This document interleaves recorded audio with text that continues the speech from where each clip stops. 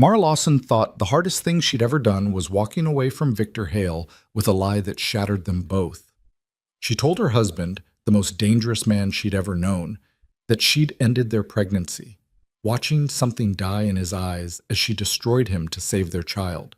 For 6 months, she'd hidden in plain sight, built a new life, carried their daughter in secret. Until one ordinary afternoon when fate made a liar of her carefully constructed world, and the truth became impossible to hide beneath her coat.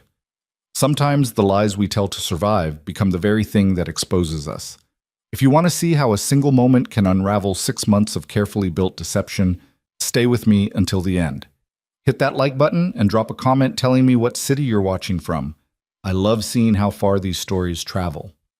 The winter rain came down in sheets across Seattle's waterfront district, turning the cobblestone streets into mirrors that reflected the gray sky. Mara Lawson stood beneath the awning of a small bookstore, one hand pressed protectively over her swollen belly, the other clutching a paper bag of groceries she'd just purchased from the corner market. 7 months pregnant and counting down the weeks until she could finally hold her daughter, she'd grown comfortable in her new life, comfortable enough to let her guard down. That was her first mistake. The second was believing that a city of 700,000 people could keep her hidden forever. She adjusted her oversized coat, one of 3 she'd purchased specifically to hide her pregnancy, and stepped out into the rain. The bus stop was only 2 blocks away. 2 blocks through weather that kept most people indoors, that kept the streets relatively empty. She'd walked this route a dozen times without incident, moving through her carefully constructed routine with the precision of someone who understood that survival lived in the details. Mara had learned to be invisible. She'd changed everything. Her name, her hair color, her entire existence. Charlotte Hayes now, at least according to the driver's license she'd purchased from a forger in Tacoma 3 weeks after she'd fled. Charlotte Hayes, administrative assistant at a medical supply company, renting a 1-bedroom apartment in a building where nobody asked questions as long as the rent cleared on time. 6 months of careful planning. 6 months of looking over her shoulder. 6 months of maintaining the fiction that had saved her life. The lies she'd told Victor still haunted her dreams. The look on his face when she'd said the words, cold, clinical, devastating, played on repeat in her quiet moments. I ended it, she'd told him, standing in the marble foyer of the mansion they'd shared, her suitcase already packed. The pregnancy. It's done. We're done. She'd watched something fundamental break inside him. Victor Hale, who'd built an empire on ruthlessness and control, who commanded fear from men twice his size, had stood frozen as she'd dismantled him with 6 words. She'd needed him to believe it, needed him to let her go without following, without questioning, without discovering that she was carrying the one thing he'd always wanted and never thought he'd have. A child. Their child. The daughter growing inside her, kicking against her ribs as Mara hurried through the rain. She'd done it to save them both.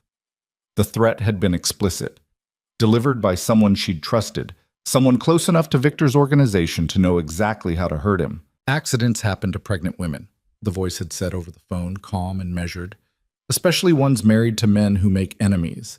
You disappear, or the baby disappears, your choice. So she'd chosen. She'd lied to the man she loved and walked away from everything she'd known. Mara was half a block from the bus stop when she saw the black sedan. It stood out against the gray afternoon, idling at the curb with its engine running and its windows tinted dark enough to hide whoever sat inside. Not unusual for this part of the city. Plenty of people drove expensive cars through the waterfront district.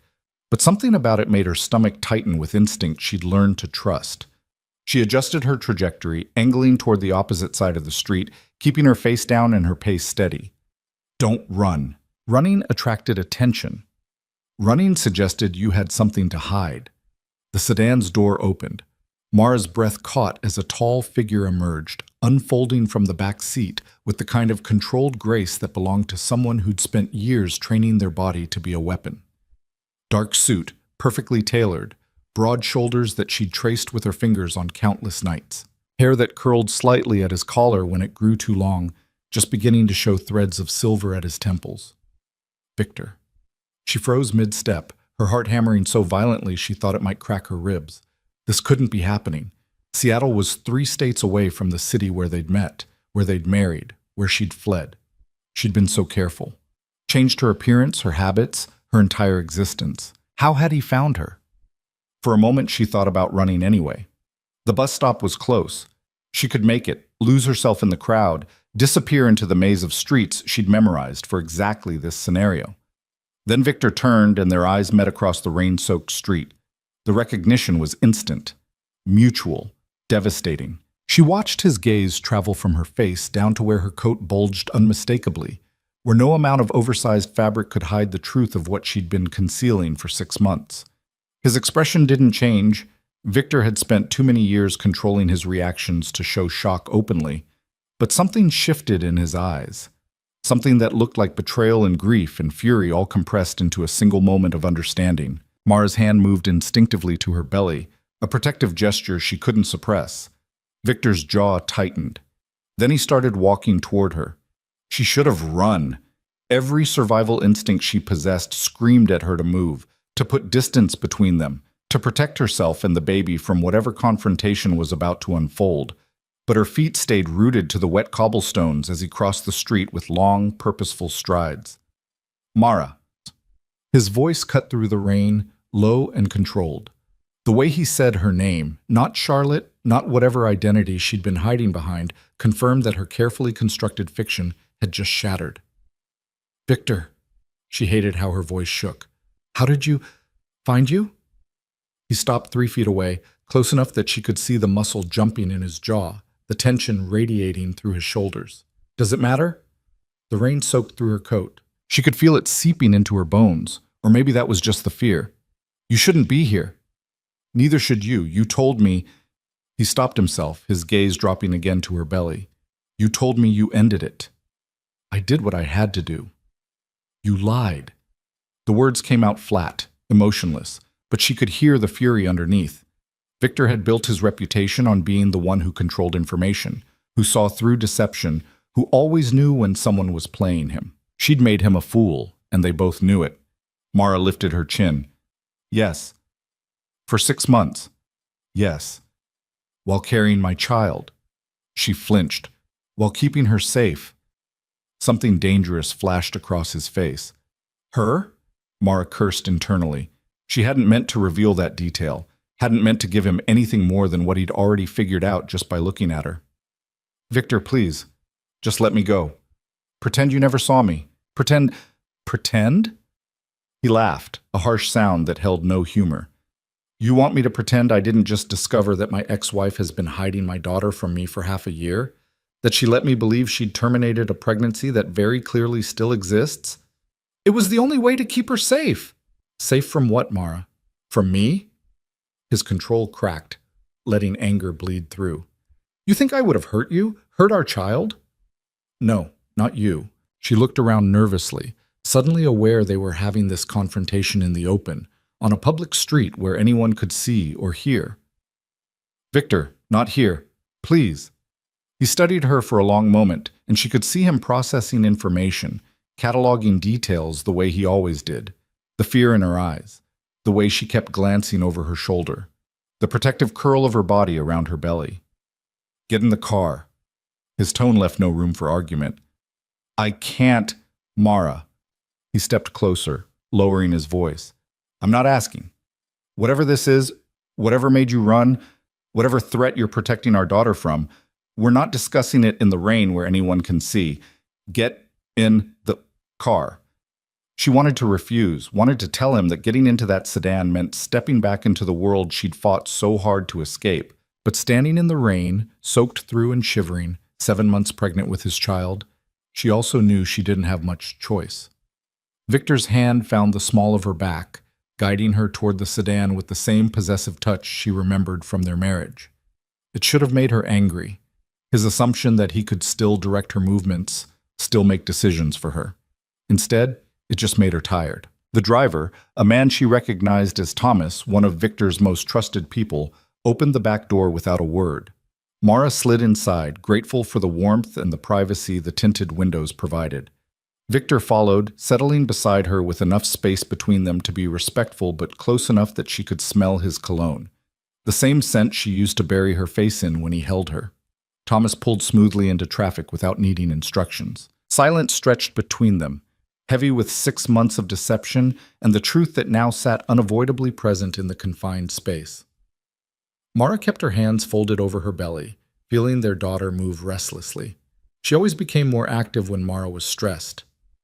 "When's your due date?" Victor's voice was carefully neutral. "February 15th. You're 7 months? Almost 8. He absorbed this, doing the math that would tell him she'd been about 10 or 11 weeks pregnant when she'd left. When she'd stood in their foyer and told him she'd ended it. You planned this, the lie, the disappearance, all of it. It wasn't a question, but she answered anyway. "Yes." "Why?" "I told you, to keep her safe." "From what?" His control was slipping again, frustration bleeding into his tone. "You keep saying that like it explains everything, but it explains nothing. Safe from what, Mara? What threat could possibly have been severe enough to make you fake a termination and vanish?" Mara closed her eyes. This was the part she'd been dreading, the explanation she'd never wanted to give because it meant revealing just how close the danger had been. "Someone in your organization, someone high enough to know about the pregnancy, about us. They called me 3 days before I left." She felt him go still beside her. "Who?" "I don't know." The number was blocked. The voice was disguised. She opened her eyes, staring straight ahead rather than looking at him. "But they knew things. Details about where I went, what doctor I was seeing, what we talked about that morning at breakfast. They knew everything, Victor." "What did they say?" "That accidents happen to pregnant women. That men like you make enemies and families pay the price. That if I stayed, the baby wouldn't make it to term." She swallowed hard against the memory. "They gave me a choice. Disappear, or watch our daughter die before she ever had a chance to live." Victor's hand clenched into a fist against his thigh. "Why didn't you tell me?" "Because they told me not to. Because they said if I involved you, they'd know, and they'd act immediately." She finally turned to look at him. "Because I couldn't risk it, Victor. I couldn't risk her. So you made me believe you'd killed our child instead." The words came out low, almost dangerous. "I made you believe there was nothing left to protect, nothing worth following me for." Mara's voice cracked. "It was the only way I could think of to get you to let me go completely, to make sure you wouldn't search for me, wouldn't try to bring me back. I needed you to think it was over." "It worked." His voice was hollow. "You want to know what the last 6 months have been like? Finding out I was going to be a father and losing it in the same conversation? Wondering what I did wrong, what I could have done differently to make you want to keep it? Victor, I drank myself into oblivion for 2 weeks straight. Thomas had to run the organization because I couldn't function. I kept thinking about what we'd lost, what you'd done, why you'd made that choice." He laughed bitterly. "The whole time you were out here, pregnant, hiding from a threat I didn't even know existed." The car turned down a quieter street, heading toward a part of the city Mara didn't recognize. She shifted nervously. "Where are we going?" "Somewhere safe, somewhere we can figure this out without worrying about who's watching." He pulled out his phone, typing something quickly. "I have a property here. Secure, private. I'm not going back with you." She said it firmly, even though her resolve was weakening with every passing minute. "Whatever you're thinking, whatever you're planning, I can't go back to that life. Our daughter deserves to have her father." Victor's tone was absolute. "Our daughter deserves to be alive. That's all that matters." "Then we agree on something." He looked at her directly, and she saw the determination there, the same ruthless focus he applied to everything he deemed important. "Someone threatened my child. Someone in my own organization. That ends now." Mara's stomach dropped. "Victor, no. You can't. If you start investigating, if you go after them, they'll know I told you. They'll what?" "They already know I found you, Mara. You think we weren't seen on that street? That there aren't a dozen people who've already reported back that Victor Hale was spotted in Seattle with his supposedly ex-wife, who's very obviously pregnant?" He shook his head. "The secret's out. The question now is what we do about it." She wanted to argue, to tell him he was wrong, that she could still slip away and disappear again. But deep down, she knew he was right. The moment he'd stepped out of that car, the moment their eyes had met across the street, her carefully constructed invisibility had shattered. "I won't let you put her in danger." Mara's hand pressed protectively over her belly. Neither will I. Victor's expression softened slightly. We may not be married anymore, Mara. We may not even like each other after what you put me through. But that's my daughter you're carrying, and I protect what's mine. The possessiveness in his tone should have bothered her, should have reminded her of all the reasons their marriage had been complicated, all the ways his world had slowly suffocated her until she couldn't breathe. But right now, exhausted and scared and still soaked from the rain, part of her was relieved to have someone else carry the weight of protecting their child. Just for a moment. Just until she could think clearly again. The sedan pulled up to a modern building in a residential neighborhood, all glass and steel and security cameras. Thomas opened the door, offering Mara his hand as she struggled to exit gracefully with her belly throwing off her balance. Victor was beside her immediately, his hand at her elbow, steadying her. 6th floor, he told Thomas. Have the team do a sweep. I want to know who's been watching this building, who's been in the neighborhood, anything unusual in the last 48 hours. Yes, sir. They rode the elevator in silence. Mara studied her reflection in the mirrored walls, bedraggled, exhausted, her dark hair plastered to her skull from the rain. She looked like exactly what she was, a woman who'd been running for too long. Victor, by contrast, looked perfectly composed despite the rain. His suit was probably ruined, but he wore it like armor anyway, his posture rigid with the control she'd always both admired and resented. The apartment was exactly what she'd expected. Expensive, impersonal, probably used for business rather than living. Floor-to-ceiling windows overlooked the city. Minimalist furniture. Nothing that suggested anyone actually lived here. Bathrooms down the hall, Victor said, shrugging out of his wet jacket. There should be clothes in the bedroom closet. They'll be too big, but at least they're dry. Mara didn't argue. She disappeared into the bathroom, stripping out of her soaked coat and maternity dress, grateful for the shower that let her warm up and wash away the shock of the afternoon. She found an oversized sweater and a pair of sweatpants in the closet. Men's clothing, probably Victor's, but soft and comfortable. When she emerged, he'd made tea. 2 cups sat on the coffee table, steam rising from them. Victor stood by the window, phone pressed to his ear, having a conversation in the low, clipped tones he used for business. I don't care what it takes. Pull the records from that entire week. Phone logs, security footage, personnel files. Someone made that call and I want to know who. A pause. No, not tomorrow, tonight. And Marcus, keep it quiet. Whoever this is, they're close enough to have had access to my personal life. I don't want them knowing we're looking until we're ready to move. He ended the call, turning to find Mara standing in the middle of the room, drowning in his clothes. Something flickered in his expression, recognition, maybe, or memory. She'd worn his shirts before. In the early days of their relationship, when everything had still been simple, when she'd believed she could love a dangerous man without becoming collateral damage. Sit, he gestured to the couch. You need to eat. When's the last time you had a proper meal? I eat fine. That wasn't the question. Mara sighed, sinking onto the couch and accepting the tea he handed her. It was exactly how she liked it. Barely any sugar, a splash of milk. He'd remembered, even after 6 months. Victor sat in the chair across from her, maintaining that careful distance. Tell me everything.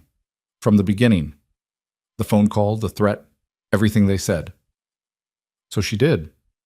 She walked him through the conversation that had changed everything, providing every detail she could remember. The voice that might have been male or female, too distorted to tell. The specifics they'd known about her pregnancy, her doctor's appointments, her daily routines. The cold calculation in their tone when they'd offered her the choice. Victor listened without interrupting, his expression growing darker with each detail. They knew about the Wednesday appointments, he said when she finished. The ones you told me were for prenatal vitamins. They were prenatal appointments. I lied about the vitamins part because I wasn't ready to tell you yet. Mara set down her tea. But yes, they knew the exact day, the exact time. They knew the doctor's name. That's a very short list of people. Victor pulled out his phone again, making notes. My security detail, my executive team, household staff who might have overheard conversations, maybe a dozen people total. It could have been someone following me, surveillance. For how long? They'd need weeks of observation to know your patterns that precisely. And my security would have spotted a tail. He shook his head. No, this was someone with direct access to information, Someone in my inner circle. The thought made Mara's skin crawl.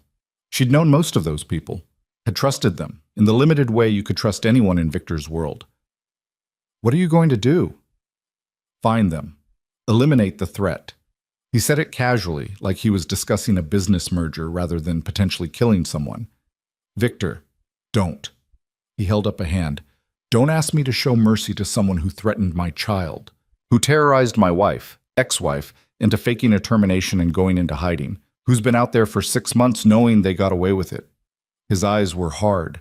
I've built my reputation on being reasonable, on solving problems with negotiation when possible.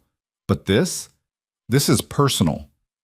Mara should have been horrified, should have argued against the violence implicit in his words, but she was too tired and too scared and too aware that whoever had threatened her baby was still out there. I need guarantees, she heard herself say. If I stay, if I let you help, I need to know she'll be safe.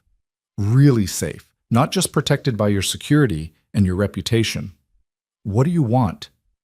I want out. The words tumbled out before she could stop them. I want you out. I want our daughter to grow up in a world where people don't threaten pregnant women to make points, where her father's enemies can't use her as leverage.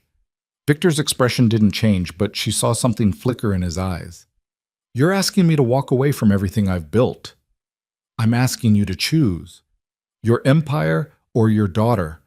Mara's voice was steady despite her racing heart. Because I won't raise her in that world, Victor. I can't. I've spent 6 months learning how to live outside of it, and I'm not going back. His silence stretched between them, taut with the weight of the ultimatum she'd just delivered. Mara knew she was gambling, knew that asking Victor Hale to abandon his organization was asking him to fundamentally change who he was. The man she'd married had defined himself by his power, his control, his position at the top of a hierarchy built on fear and respect. But the man she'd married had also wanted a child more than anything, had talked about legacy and family with a longing that suggested all his power meant nothing without someone to share it with. You have no idea what you're asking. His voice was low. Yes, I do. I'm asking you to prove that we matter more than your empire, that she matters more. Mara gestured to her belly. You want to be her father? You want to be part of her life? Then choose a life she can be part of. Victor stood, walking back to the window. Rain still streaked down the glass, turning the city lights into watercolor blurs. She watched the tension in his shoulders, the rigid control he maintained even when everything inside him must be churning. I'll need time, he said finally, to transition out, to make sure the organization doesn't collapse into chaos and violence when I step away. People depend on me. How much time? Months? Maybe a year? She'll be born in 6 weeks, Victor. I need her safe before that happens. He turned to face her. Then I find the traitor first. Eliminate that specific threat while I set up a longer-term exit strategy. Would that be acceptable? Mara considered. It wasn't everything she wanted, wasn't the clean break she'd been hoping for, but it was more than she'd expected him to offer. And if you can't find them in time, then I make sure you and our daughter are somewhere safe and surrounded by people I trust absolutely. People who aren't connected to my organization, who have no stake in power games and territory disputes. His jaw tightened.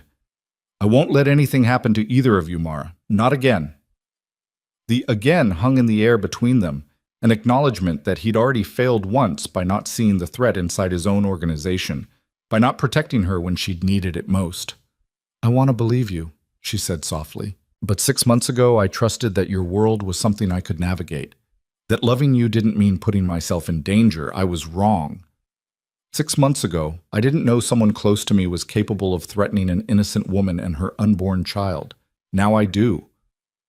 Victor's expression hardened. And I promise you, Mara, when I find out who made that call, they'll wish they'd never thought to use my family as a weapon. The casual mention of violence should have disturbed her more than it did.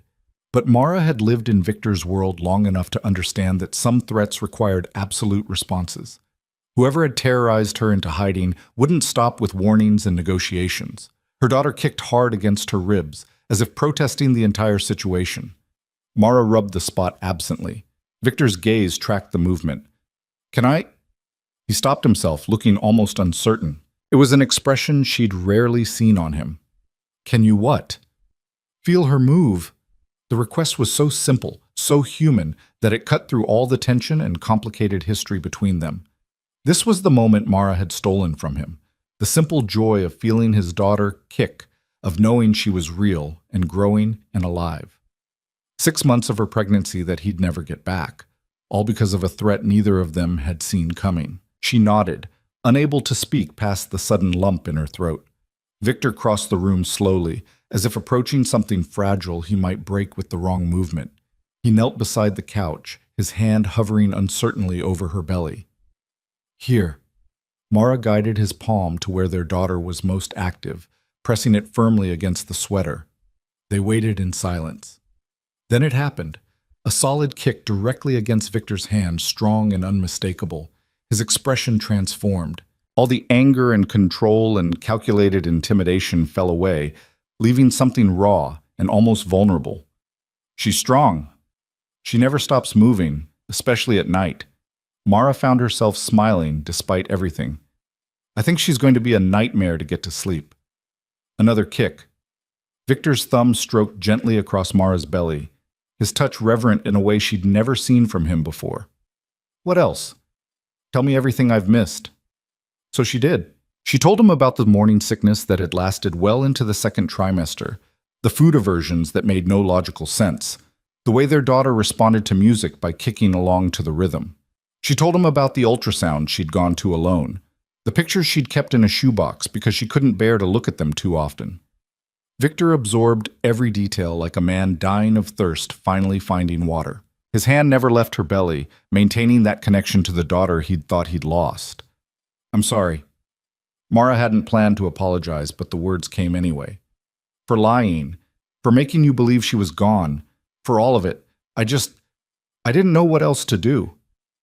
You did what you thought you had to do to protect her. His voice was rough. I can't fault you for that, even if I hate how it happened. I never stopped. She caught herself, not sure she should finish the sentence. What? Loving you. I never stopped. Leaving wasn't about not wanting to be with you, Victor. It was about keeping her alive. His eyes met hers, and she saw the grief there, the loss that had nothing to do with death and everything to do with choices and consequences and threats that had torn them apart. We can't go back, he said quietly. Even if I wanted to, even if you wanted to, too much has happened, too many lies between us. I know. But we can go forward. His hand was still on her belly, still connected to their daughter. We can find whoever did this. We can make sure she's safe, and we can figure out what kind of parents we're going to be, even if we're not together. Mara nodded, not trusting her voice. Victor's phone buzzed. He pulled it out reluctantly, reading the screen with a frown. Marcus found something. Security footage from my building the week you left. Someone accessed the private elevator to our floor multiple times. Someone who shouldn't have been there. Who? He's sending me the images now. Victor opened the attachment, his expression darkening as he studied the screen. Then he went very still. What is it? He turned the phone so she could see. The image showed a man in a maintenance uniform entering an elevator, his face clearly visible to the security camera. Mara's blood ran cold. She recognized him, not from his current position as maintenance staff, but from the years before, when he'd been part of Victor's executive protection team, when he'd been trusted with the family's safety. Michael Reeves, Victor said softly, and the name sounded like a death sentence. He was fired 8 months ago for skimming money from one of our operations. I thought he'd just disappeared. He called me, Mara whispered. He was the one who made the threat. Victor's hand clenched around the phone hard enough that she heard the case crack. Are you certain? The voice was disguised, but she closed her eyes, letting the memory wash over her. He knew too much. Things only someone who'd been in our home would know. Details about conversations, about our routines. It had to be him. He's been watching you this whole time, waiting to see if you'd actually stay gone. Victor stood abruptly, already dialing. Thomas, I need a location on Michael Reeves, last known address, associates, anything he's touched in the last 6 months. and I need it 5 minutes ago." He paced while he listened to the response, his movements predatory. This was the Victor that had built an empire. Focused, ruthless, absolutely certain of his next move. "I'm coming with you," Mara said. "No." "Victor, no." He turned to face her, and his expression was absolute. "You're 7 months pregnant, and we're hunting a man who threatened to kill you and our daughter. You're staying here where you're safe, and that's not negotiable. You can't just watch me." He grabbed his jacket. "Thomas is outside. He'll stay with you until I get back.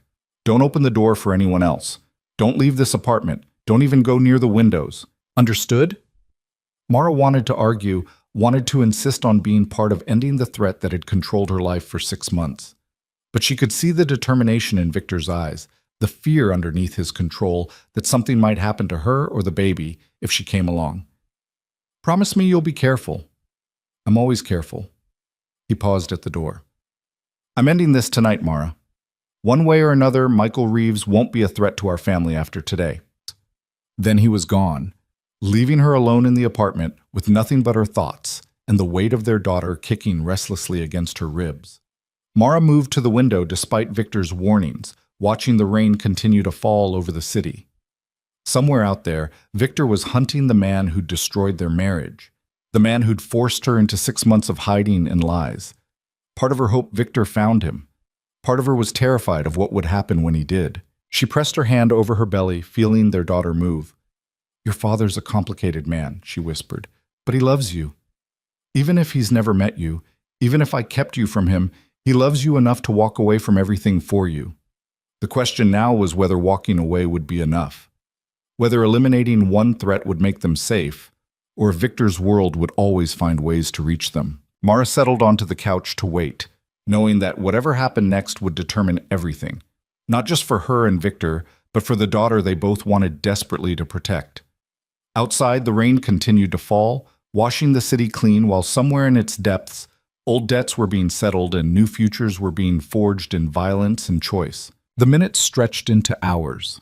Mara sat on the couch, watching the city lights blur through rain-streaked windows, one hand pressed against her belly, while their daughter performed acrobatics against her ribs. Thomas stood by the door like a sentinel, silent and watchful, his presence both comforting and unnerving. She'd known him during her marriage, had trusted him as much as she'd trusted anyone in Victor's organization. But 6 months of paranoia had taught her that trust was a luxury she couldn't afford. Her phone buzzed. A text from an unknown number made her heart skip before she realized it was Victor using a burner. "Found him. Ending this." 3 words that could mean anything. Mara's fingers hovered over the screen, wanting to respond, to demand details, to know what ending this actually meant. But she knew Victor well enough to understand he wouldn't answer. When he was in the middle of handling a threat, communication became a liability. She set the phone down and tried not to imagine what was happening across the city.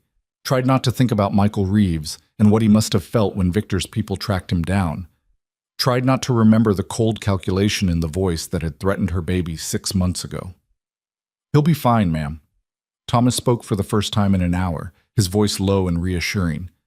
"Mr. Hale knows what he's doing." "That's what I'm afraid of." Mara pulled the oversized sweater tighter around herself. "I spent 6 months running from his world, Thomas. Now I'm right back in the middle of it." "You never left it, not really." He shifted position slightly, still maintaining his watch on the door. "The threat was always there. You just made yourself invisible for a while. And now I'm visible again. Now you have protection again. There's a difference between hiding and being safe, Mrs. Hale. It's just Mara now. We're divorced."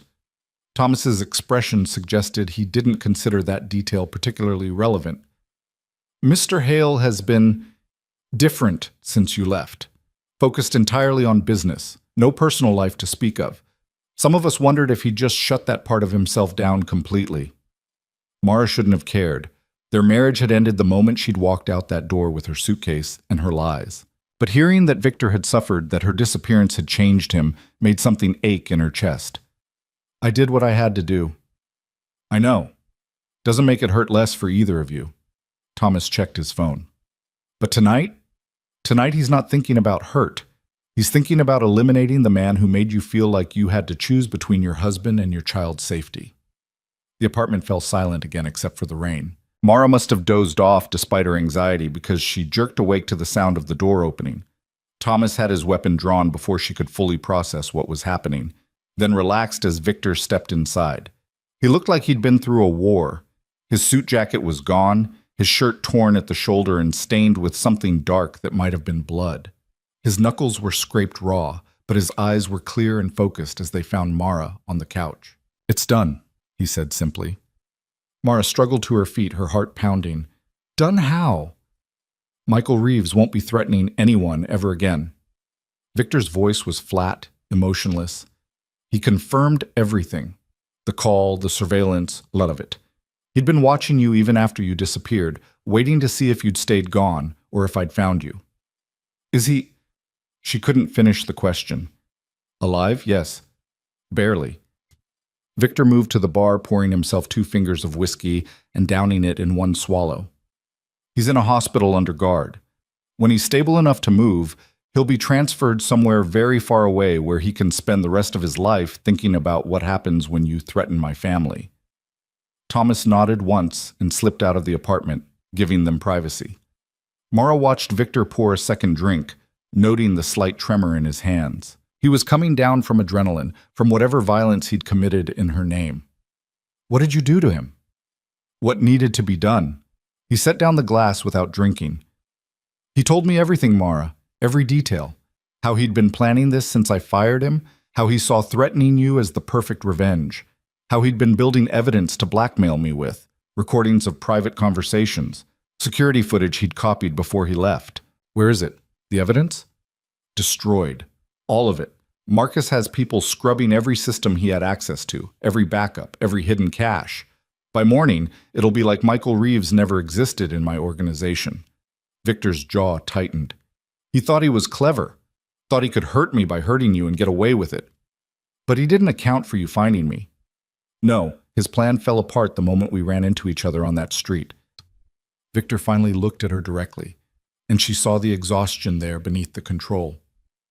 "He's been watching you for months, following you to doctor's appointments, learning your routines. He knew where you lived, where you worked, everything." The thought made Mara's skin crawl. All those months she'd thought she was safe, hidden, protected by her new identity. She'd been under surveillance the entire time. Why didn't he just kill you? Because that wasn't the point. The point was making me suffer, making me believe I'd lost my child, watching me fall apart, knowing he was the one who'd orchestrated it. Victor's voice was cold. He wanted me to hurt, and he wanted to be able to hold it over me forever. The threat was always meant to be ongoing. Mara sank back onto the couch, processing this. So even if I'd stayed hidden, even if you'd never found me, he would have reached out eventually, would have told me the truth just to watch my reaction, would have used our daughter as leverage for the rest of our lives. Victor crossed the room, kneeling in front of her the way he had earlier. "You were never going to be free of him, Mara, not as long as he was out there. And now? Now he's neutralized. The immediate threat is gone."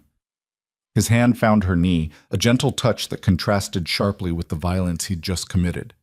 "But we need to talk about what comes next." Mara knew what he meant. The baby, their future, the impossible question of how 2 people with their history could possibly co-parent effectively. "I meant what I said earlier. I won't raise her in your world." "I know, and I meant what I said too. I'll find a way out." He stood, pacing to the window. "But it's not going to be simple or quick. I have responsibilities, people who depend on me. I can't just walk away overnight without creating a power vacuum that would put everyone at risk." "How long?" 6 months minimum to transition leadership. Maybe a year to fully extract myself from operations. He turned to face her. "I know that's not the answer you want. I know our daughter will be born long before that timeline completes, but I'm trying to be realistic about what's actually possible." Mara pressed both hands against her belly, feeling their daughter kick in response. 6 months to a year of continued exposure to Victor's world, of waiting for another threat to emerge, of wondering if every stranger on the street was someone with an agenda. "What do we do in the meantime?" "You come back with me, to my city, to a place I can actually protect you. Seattle's too exposed, Too many people know you're here now, too many variables I can't control. Victor's tone left little room for argument. I have a property outside the city, private, secure, completely separate from my business operations. You'd be safe there. That sounds like a prison. It's a home. A real one. Not a safe house or an apartment I use for meetings. I bought it 2 years ago, thinking maybe someday. He trailed off, looking uncomfortable with the vulnerability. I bought it thinking about family, about having a place that wasn't connected to everything else. You never mentioned it when we were married, because when we were married, I was still trying to convince myself I could have both, the empire and the family, the power and the peace. His expression hardened. Losing you taught me that was a fantasy. You can't serve two masters. Eventually you have to choose. Mara studied him, searching for signs of manipulation or control, but she only saw exhaustion and something that looked like genuine regret. If I agree to this, if I come back with you, I need guarantees. Name them. Complete transparency. No more secrets about threats or business or anything that could affect our daughter's safety. If someone so much as looks at me wrong, I want to know about it. Done. Full autonomy over medical decisions. I choose the doctor, the hospital, everything related to the pregnancy and birth. Reasonable. And if at any point I feel unsafe, if I decide this arrangement isn't working, I get to leave. No arguments, no trying to convince me to stay, no tracking me down when I disappear. She met his eyes. I need to know I'm choosing to be there, not being held there. Victor was quiet for a long moment. She could see him wrestling with it, with the idea of giving her that much freedom, when his every instinct was to control and protect. If you leave again, you take security with you. People I trust who aren't connected to my organization, who answer only to your safety. That's non-negotiable. Why? Because Michael Reeves won't be the last person who thinks they can get to me through you. Because our daughter makes you a target whether I'm in your life or not. And because... He stopped himself, jaw tightening. Because what? Because I can't go through losing you again. Losing both of you. The admission came out rough, almost angry.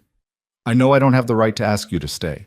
I know our marriage is over and we can't go back, but I'm asking you to let me protect you anyway, to let me be part of this, even if it's from a distance.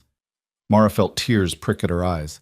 This was the Victor she'd fallen in love with, the one who showed vulnerability in rare, unguarded moments, the one who wanted family more than he wanted power, but didn't know how to have both. I'll come back with you. To the house, not to our old life. And we'll figure out the rest as we go. Relief washed over his features. Thank you. Don't thank me yet. I'm still angry with you for a lot of things. For the world you built. For the choices you made that put us in this position. Being back in your city doesn't erase any of that. I know. I'm angry too. At you for lying. At myself for not seeing the threat. At Michael for... He shook his head. We have a lot to work through. But right now, the priority is keeping you and our daughter safe until she's born. Everything else can wait. Their daughter kicked hard enough that Mara winced. Victor noticed immediately, moving closer. Is she okay? She's fine. Just very active tonight. I think she knows something's happening. Mara guided his hand back to her belly, needing him to feel the life they'd created together despite everything that had gone wrong. They stayed like that for a moment. Connected through the daughter, neither of them had met, but both of them would die to protect. The rain continued outside, washing the city clean, and Mara let herself imagine what it might be like to raise a child with this complicated, dangerous, unexpectedly tender man. We should get some rest, Victor said finally. I'll have Thomas arrange transportation for tomorrow. The house is about 3 hours from here by car. We can stop whenever you need to. I need my things. From my apartment. Give me the address. I'll have people pack everything and bring it to the house. Victor, you're not going back there. Not when Michael knew exactly where you lived, which means other people might know too. His expression was absolute. Your landlord will get notice that you're breaking the lease. Any personal items that matter, my people will handle it carefully. But you're not setting foot in that apartment again. Mara wanted to argue, to insist on some semblance of independence, but she was too exhausted. Too overwhelmed by everything that had happened in the past 12 hours. There's a shoebox in the closet, ultrasound pictures. I need those. I'll make sure they're the first thing packed. Victor's voice softened. What else? Books? Clothes? Anything else that's important? There's not much. I lived pretty minimally these past 6 months. She thought about the sparse apartment she'd created, the life she'd built that had never quite felt real. Most of it can be replaced. Then we'll replace it. Whatever you need, whatever makes you comfortable. You'll have it at the house. He stood, offering her his hand. Come on, the bedroom's through here. You need actual sleep. She let him help her up, following him through the apartment to a bedroom that was slightly less impersonal than the living space. The bed was massive, covered in expensive linens that probably cost more than her monthly rent had been. Victor pulled back the covers, his movements careful. I'll be on the couch if you need anything. Thomas is right outside the door. You're not staying? The question came out before she could stop it. He paused, looking conflicted. I didn't think you'd want me to. Mara didn't know what she wanted. Her emotions were tangled, anger at being thrust back into Victor's world, relief at not having to face the threat alone, fear about what the future held, and underneath it all, a complicated longing for the man she'd loved before everything fell apart. I don't want to be alone right now, she heard herself say. You don't have to. We don't have to. I just don't want to be alone. Understanding crossed Victor's face. He kicked off his shoes and shrugged out of his ruined dress shirt, standing in just his undershirt and suit pants. I'll stay, but I'm keeping my distance unless you say otherwise. No assumptions, no expectations. Okay? They climbed into bed from opposite sides, maintaining careful space between them. Mara lay on her side, the only comfortable position at 7 months pregnant, while Victor stretched out on his back, staring at the ceiling. The rain had finally stopped, leaving the city quiet except for distant traffic sounds. I used to dream about you, Victor said into the darkness. After you left. Every night for weeks. I'd wake up reaching for you, and you wouldn't be there. Mara's throat tightened. I dreamed about you too, about telling you the truth, about you meeting our daughter, about what life might have been like if we'd felt safe enough to stay. We'll make it safe, whatever it takes, however long it takes. I'll make it safe for both of you. His hand found hers in the space between them, their fingers linking.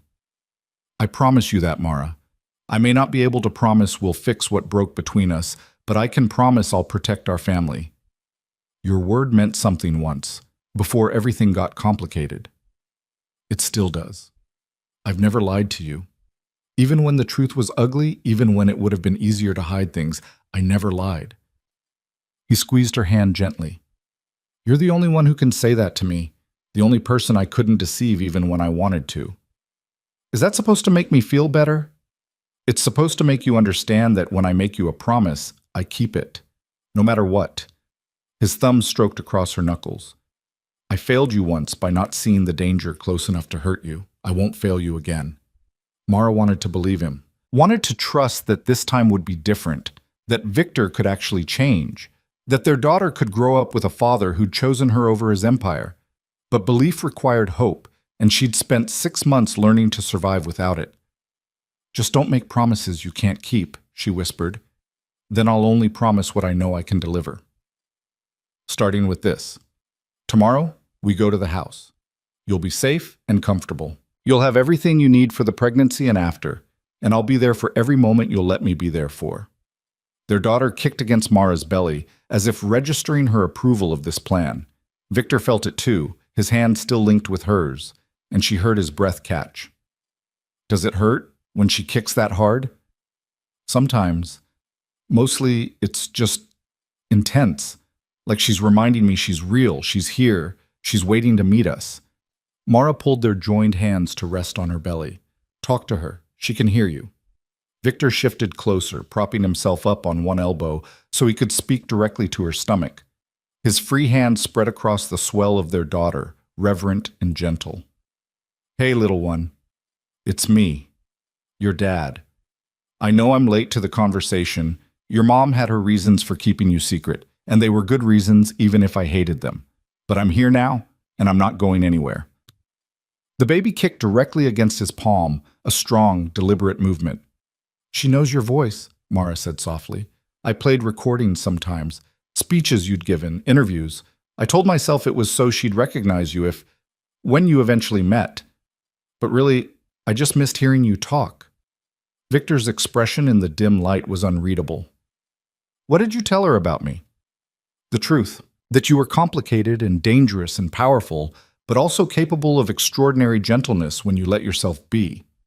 That you wanted a family more than you wanted anything else, even if you didn't always know how to show it. That you'd move heaven and earth to protect the people you loved. She paused. That I loved you, even when I couldn't be with you. Loved. Past tense. I don't know what tense applies anymore, Victor. Everything's too complicated. Mara felt exhaustion pulling at her, the emotional weight of the day finally catching up. Ask me again when I'm not completely overwhelmed. He settled back beside her, their hands still linked over her belly. Sleep. We'll figure out the complicated parts tomorrow. She must have slept because she woke to early morning light filtering through unfamiliar windows and Victor's hand still holding hers across the space between them. He was already awake, watching her with an expression that made her chest ache. Morning, he said quietly. Hi. She struggled to sit up, her body protesting the movement. How long have you been awake? Couple hours. I didn't want to wake you. You need rest. He sat up, running a hand through his disheveled hair. Thomas has breakfast ready, and your things from the apartment arrived an hour ago. Mara processed this. You had people pack my entire life while I slept? I had people pack your belongings carefully and respectfully while you got the rest you desperately needed. Victor stood, offering her his hand. Come on, you should eat something. The baby needs fuel. She let him help her up, and they made their way to the kitchen where Thomas had indeed prepared breakfast, scrambled eggs, toast, fresh fruit, orange juice. The shoebox of ultrasound pictures sat on the counter, exactly where Victor had promised it would be. Mara picked it up, running her fingers over the worn cardboard. Thank you for making sure they got this. Open it. She lifted the lid, finding all her ultrasound pictures carefully organized by date. But underneath them was something new, a small velvet box she didn't recognize. What's this? Open it and see. Inside was a delicate platinum bracelet, the kind meant for a baby. Engraved on it was a name, Isla Rose Hale. Mara's breath caught. How did you? You told me last night. When you were half asleep, you mentioned wanting to name her Isla. The rose part seemed fitting. It was your grandmother's name. Victor watched her carefully. If you hate it, we can discuss other options. But I wanted you to know I was listening to everything you've shared. She traced the tiny bracelet with one finger, imagining it on their daughter's wrist. It's perfect. So we're naming her Isla? Unless you have objections. No objections. Isla Rose Hale it is. He paused. Or Isla Rose Lawson, if you'd prefer. I know we're not married anymore. I don't have any claim to... Hale, Mara interrupted. She should have your name. Whatever else happens between us, she's your daughter. She deserves to carry that connection. Something shifted in Victor's expression, relief mixed with something deeper. Thank you. They ate breakfast in comfortable silence, and Mara found herself relaxing incrementally.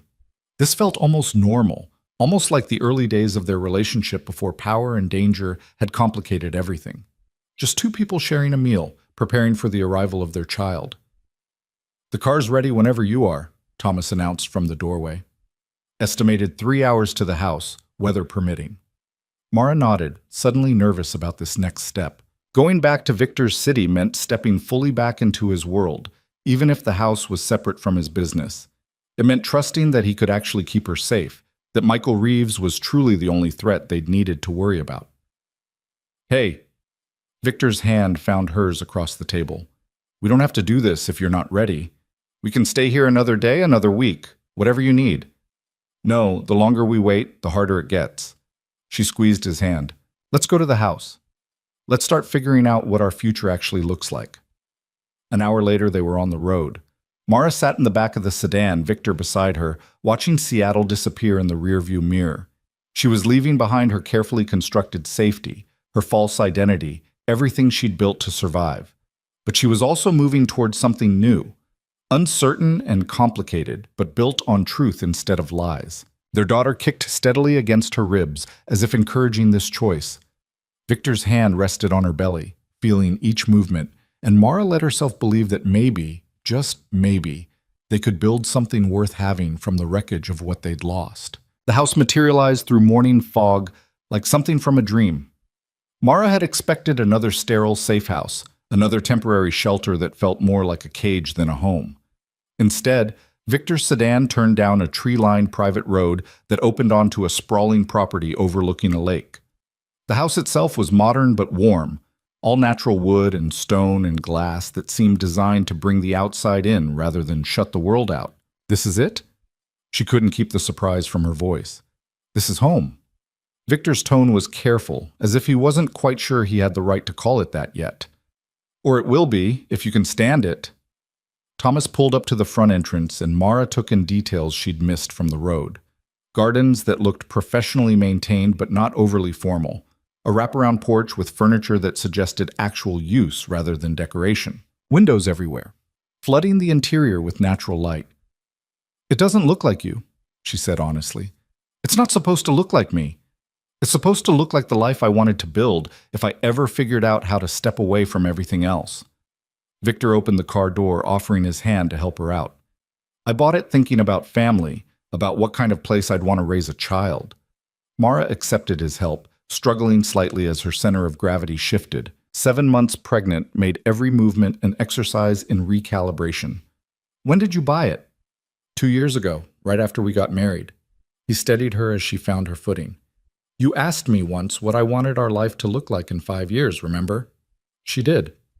They'd been lying in bed on a rare lazy Sunday, still tangled in sheets, talking about futures that felt impossibly distant. She'd asked what he wanted, and he'd given her some vague answer about stability and legacy that hadn't really answered the question at all.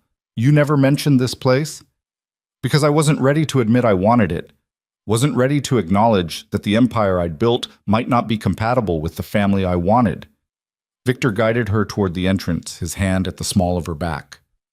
Buying this was the first time I let myself imagine actually stepping away, actually choosing something else.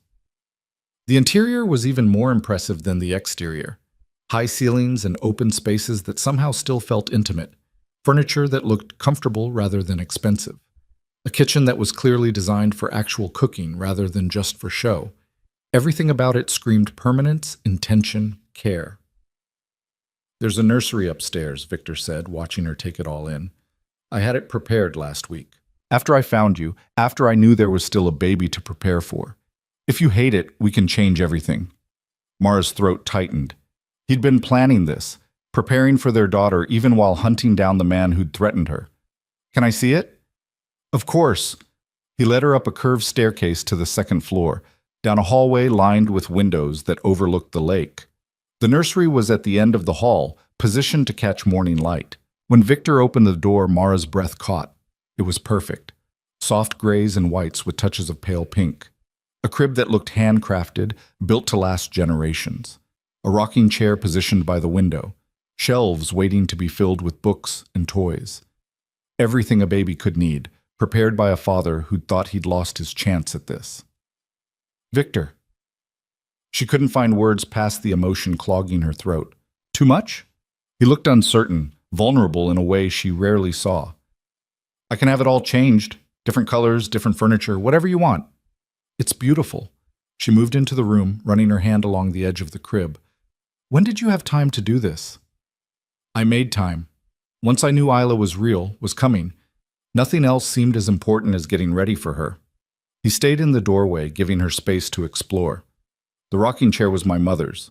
It's the only thing I kept from her estate.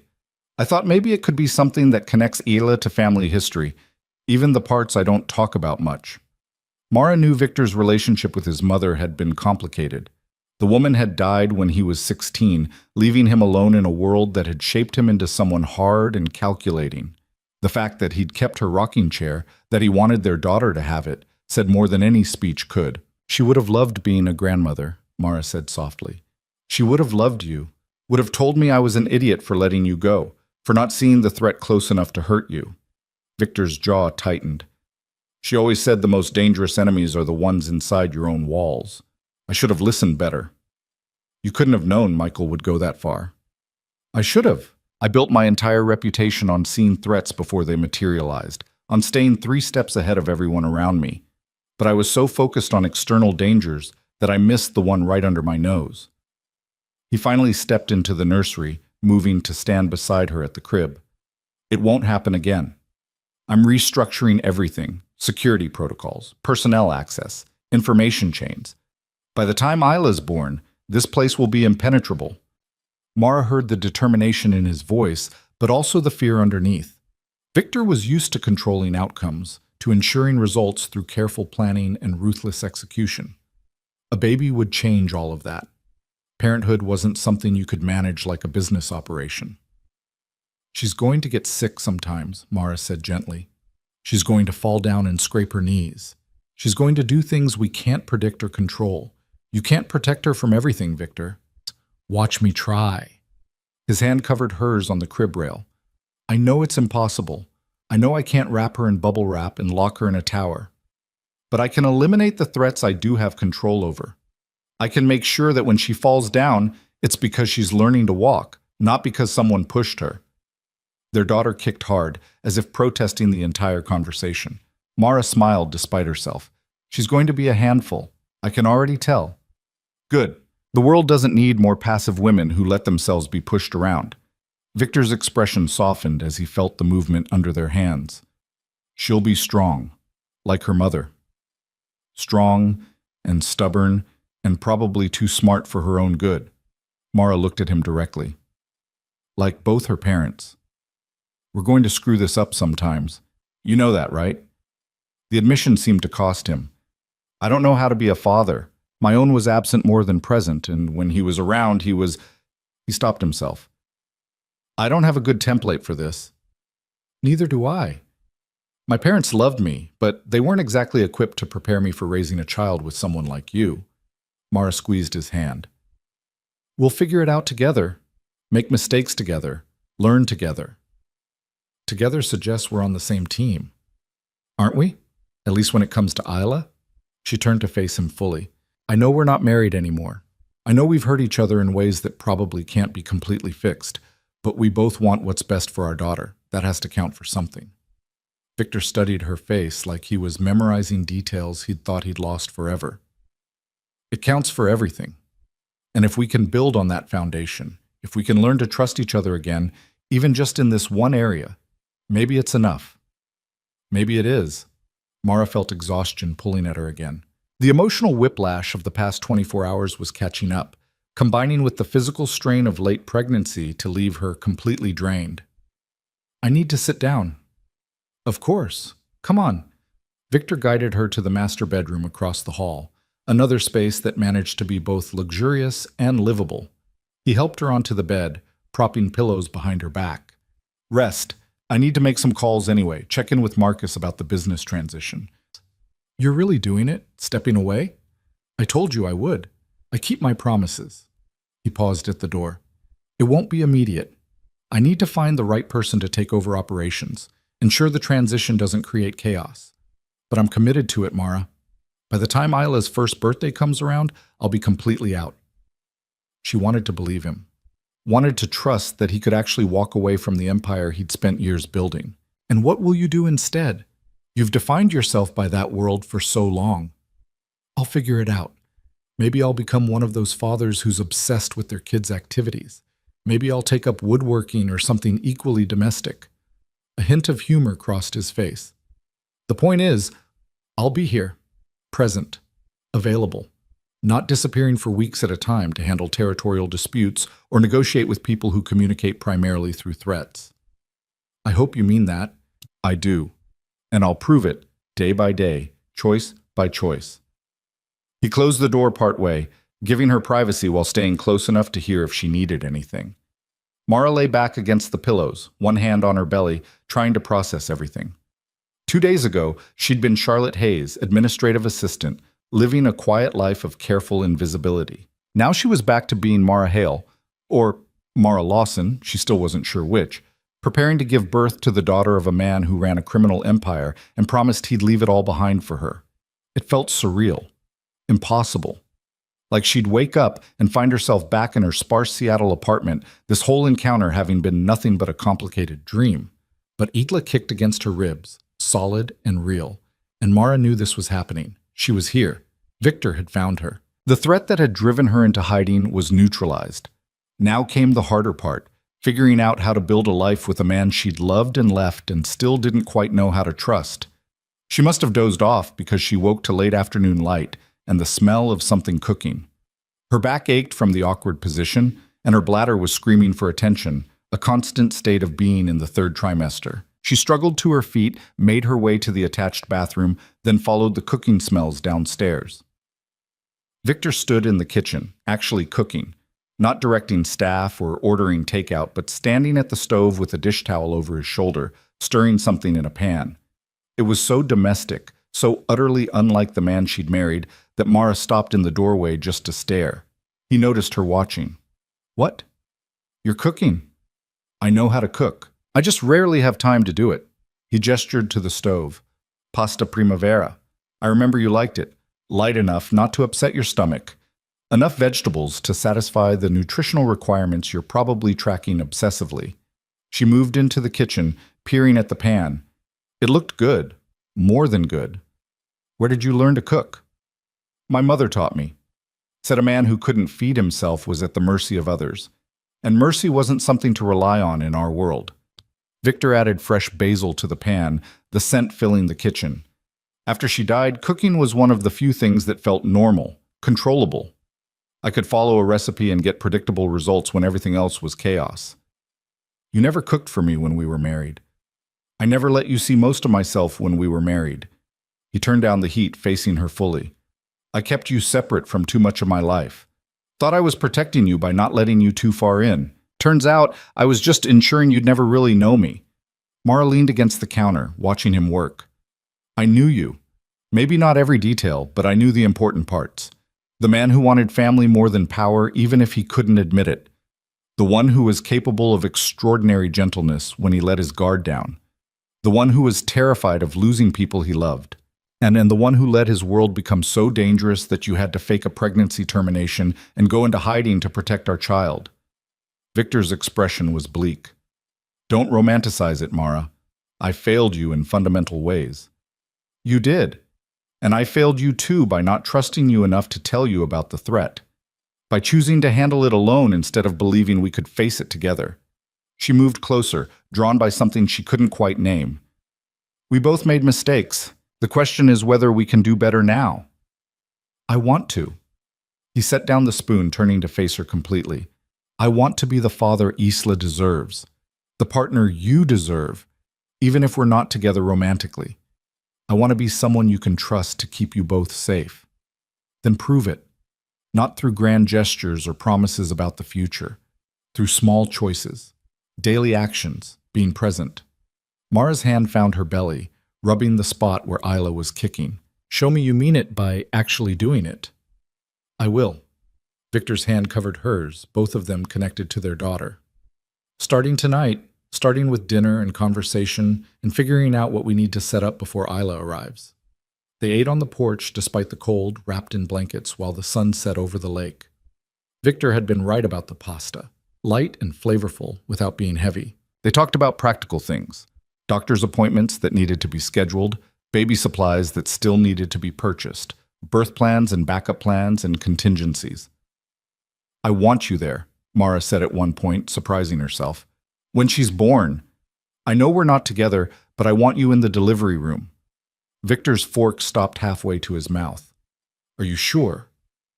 "No, but I can't imagine going through it alone, and you're her father. You have a right to be there." She met his eyes. "Unless you'd rather not. Some men don't handle it well." "I'll be there." His voice was absolute. "Whatever you need, whatever makes you comfortable, I'll be there." They finished dinner as darkness settled over the lake, and Mara felt something shift between them.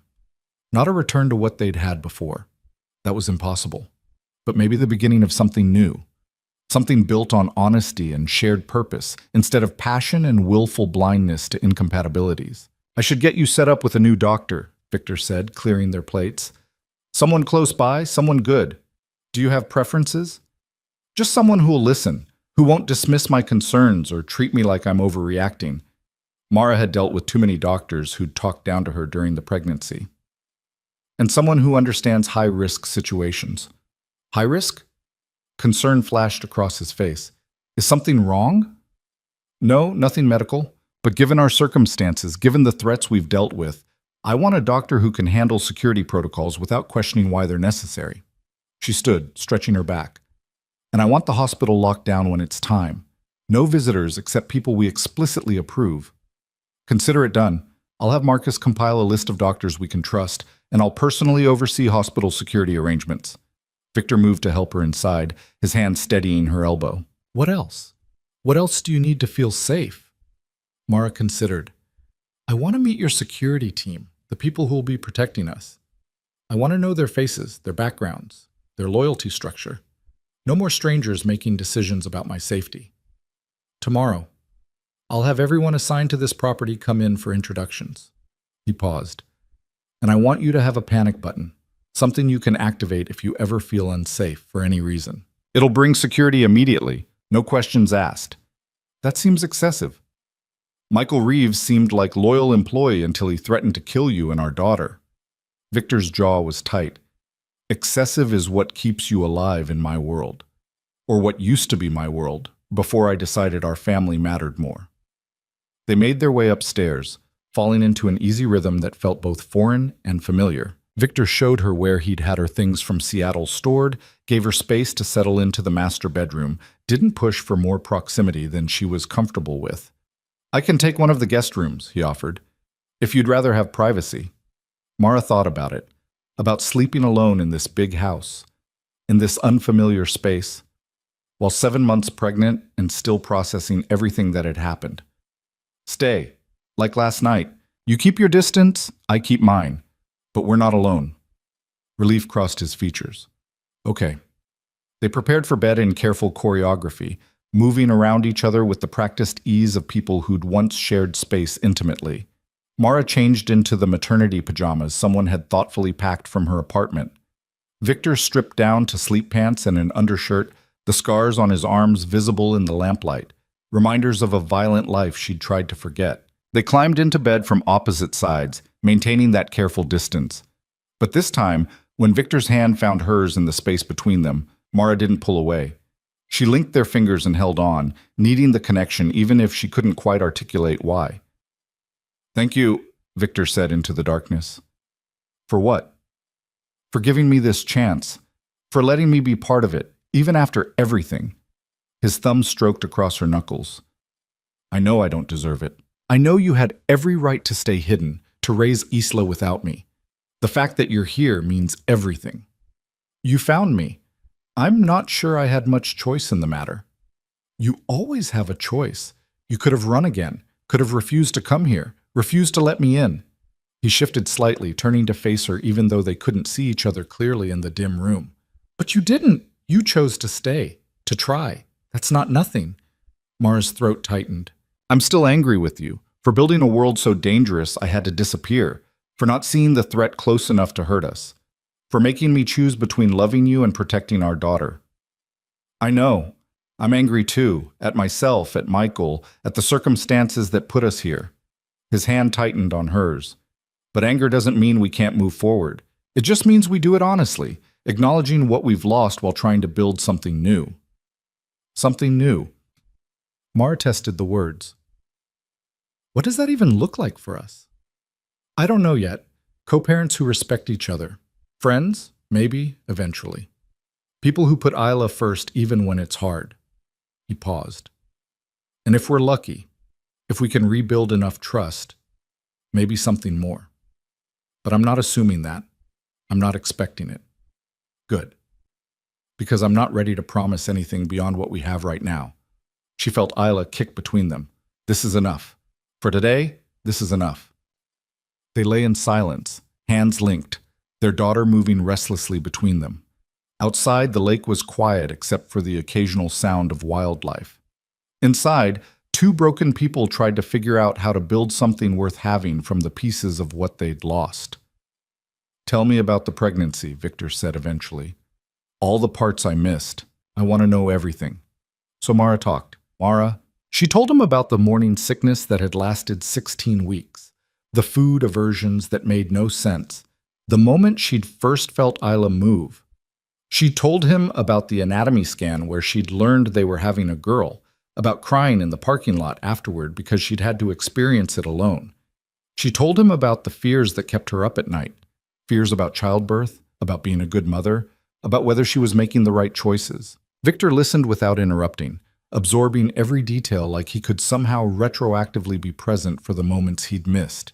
His hand never left hers, maintaining that connection even as Mara's words painted a picture of the lonely months she'd spent hiding from him. "I'm sorry you went through that alone," he said when she finished. "Sorry you felt like you had to. If I could go back and change it, you can't. None of us can." Mara shifted position, trying to find a comfortable spot. "We can only move forward from here." "Then that's what we'll do. Together, for however long you'll let me be part of this." He moved closer, carefully spooning behind her in the way he'd learned helped support her belly during pregnancy. "Sleep. Tomorrow we start building the foundation for whatever comes next." Mara let herself relax against him, feeling the solid warmth of his body against her back. His hand splayed protectively over their daughter.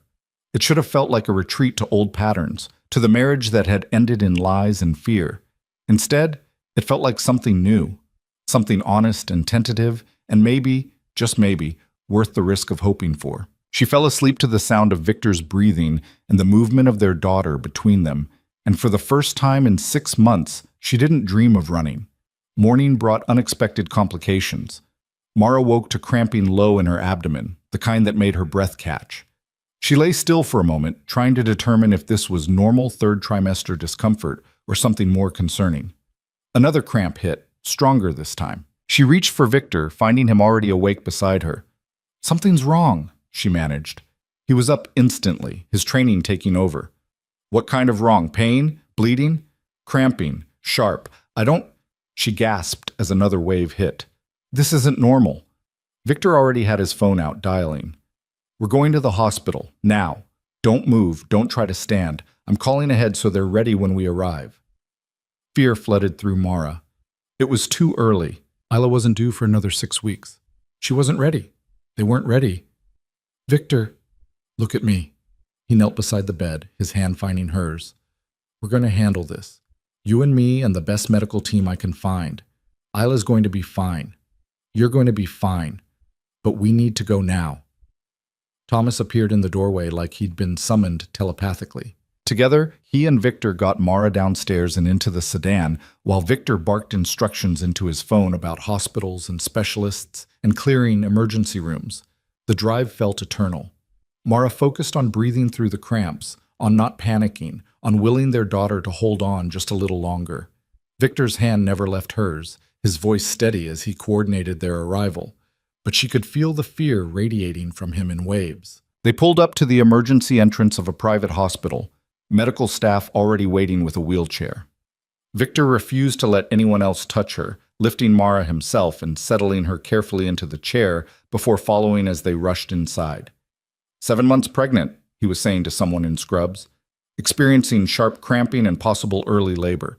She needs the best obstetrician you have, and she needs them now.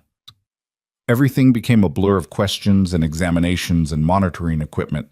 Mara answered what she could, let them hook her up to machines that tracked Isla's heartbeat and her contractions, tried not to think about all the things that could go wrong. "Braxton Hicks," the doctor said finally, her voice calm and reassuring. "False labor. Common in the 3rd trimester, especially with stress. Your baby's heartbeat is strong and steady. Everything looks normal." The relief was so intense Mara nearly sobbed. "She's okay?" "She's perfect. But you need rest, real rest, without stress or anxiety. These false contractions can continue if you don't take it easy." The doctor looked at Victor, who hadn't left Mara's side. "I assume you can arrange for her to have complete bed rest for the next few days?" "Whatever she needs." Victor's voice was rough with residual fear. "Whatever keeps them both safe." They kept Mara for observation for a few hours, monitoring both her and Isla to ensure the contractions didn't progress into actual labor. Victor sat beside the hospital bed, his hand linked with hers, looking like he'd aged years in the span of a morning. "I thought we were losing her," he said quietly. "When you said something was wrong, I thought—" "I know. I thought the same thing." Mara squeezed his hand. "But she's okay." We're okay. This time. What about next time? What if it's real labor and she comes too early? The fear in his voice was raw, unguarded. What if I can't protect her from biology and timing and all the things I can't control? Then we deal with it together, like we dealt with this. Mara shifted to look at him directly. You can't control everything, Victor, but you can be present.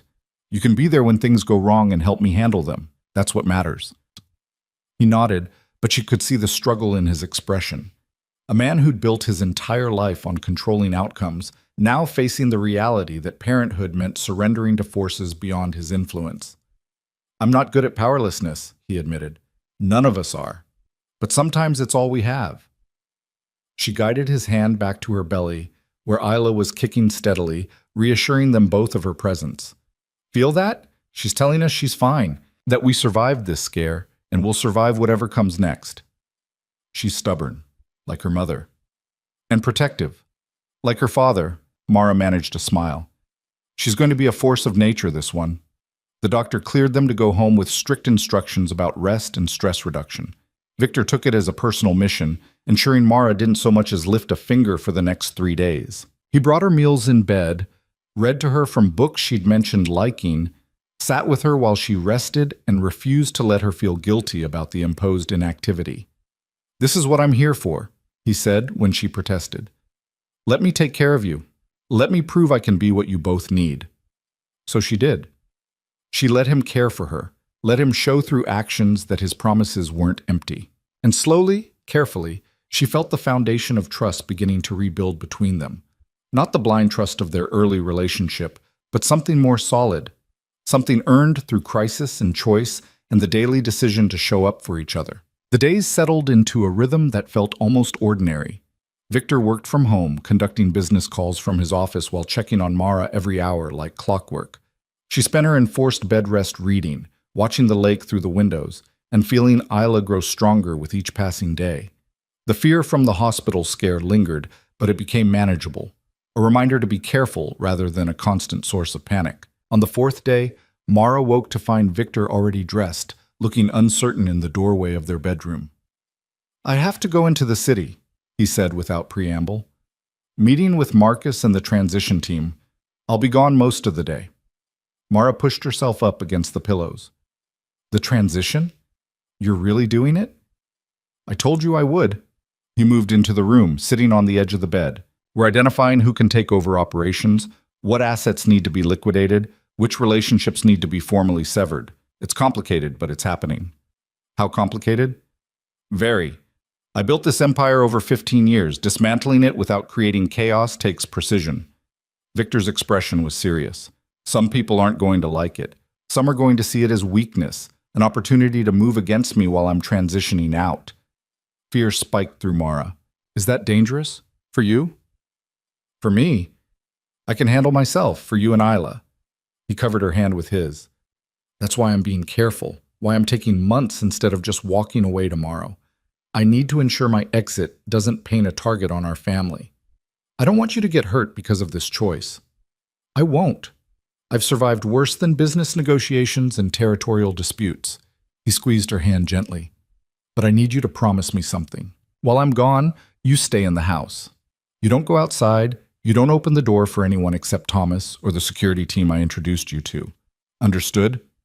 Victor, please, Mara, just for today, just while I'm handling this transition meeting and can't be here to ensure your safety myself. The vulnerability in his voice was impossible to ignore. I need to know you're safe so I can focus on getting us out of this life. She wanted to argue about being treated like a prisoner, about the restrictions that felt like they were slowly closing in again. But she could see the genuine fear in his eyes, the way his hand trembled slightly as it held hers. This wasn't about control. It was about a man terrified of losing the family he'd just gotten back. Okay, I'll stay inside. I'll be careful. Relief washed over his features. Thank you. Thomas will be right outside your door. Elena from the security team will be in the house. If you need anything at all, you tell them. I'll be fine. Go do what you need to do. She managed to smile. Isla and I will hold down the fort. Victor leaned in, pressing a kiss to her forehead, a gesture so gentle and unexpected it made her breath catch. Then he was gone, moving with the purposeful stride of a man walking into potential danger. The house felt larger with him gone. Mara tried to settle back into her routine of rest and reading, but restlessness gnawed at her. She was tired of being confined to bed, tired of being protected and managed and kept safe through restrictions. 8 months pregnant, and she felt like she'd traded one form of hiding for another. "Mrs. Hale?" Elena appeared in the doorway, professional and alert. "Can I get you anything? Breakfast? Tea?" "Just Mara, please, and I'm fine." She paused. "Actually, could I sit on the porch just for a little while? I'm going stir-crazy in this room." Elena hesitated. "Mr. Hale was clear about you staying inside." "The porch is technically inside the security perimeter. I'm not asking to go for a walk or leave the property. I just want to sit somewhere with fresh air and a view of something other than these walls." Mara kept her tone reasonable. "Please, I promise I'll stay within sight of the house." After a moment, Elena nodded. "The porch is acceptable. Let me help you down the stairs." The fresh air felt like freedom after days of confinement. Mara settled into one of the comfortable chairs, wrapped in a blanket against the cold, and watched the lake ripple in the morning breeze. Elena took up position near the door, close enough to intervene if needed, but far enough to give Mara some sense of privacy. "How long have you worked for Victor?" Mara asked after a while. 3 years. Started as a junior security analyst, worked my way up to personal protection detail." Elena's stance remained alert, but her tone was conversational. "He's a good employer, demanding, but fair." "And the transition? How did the security team feel about him stepping away?"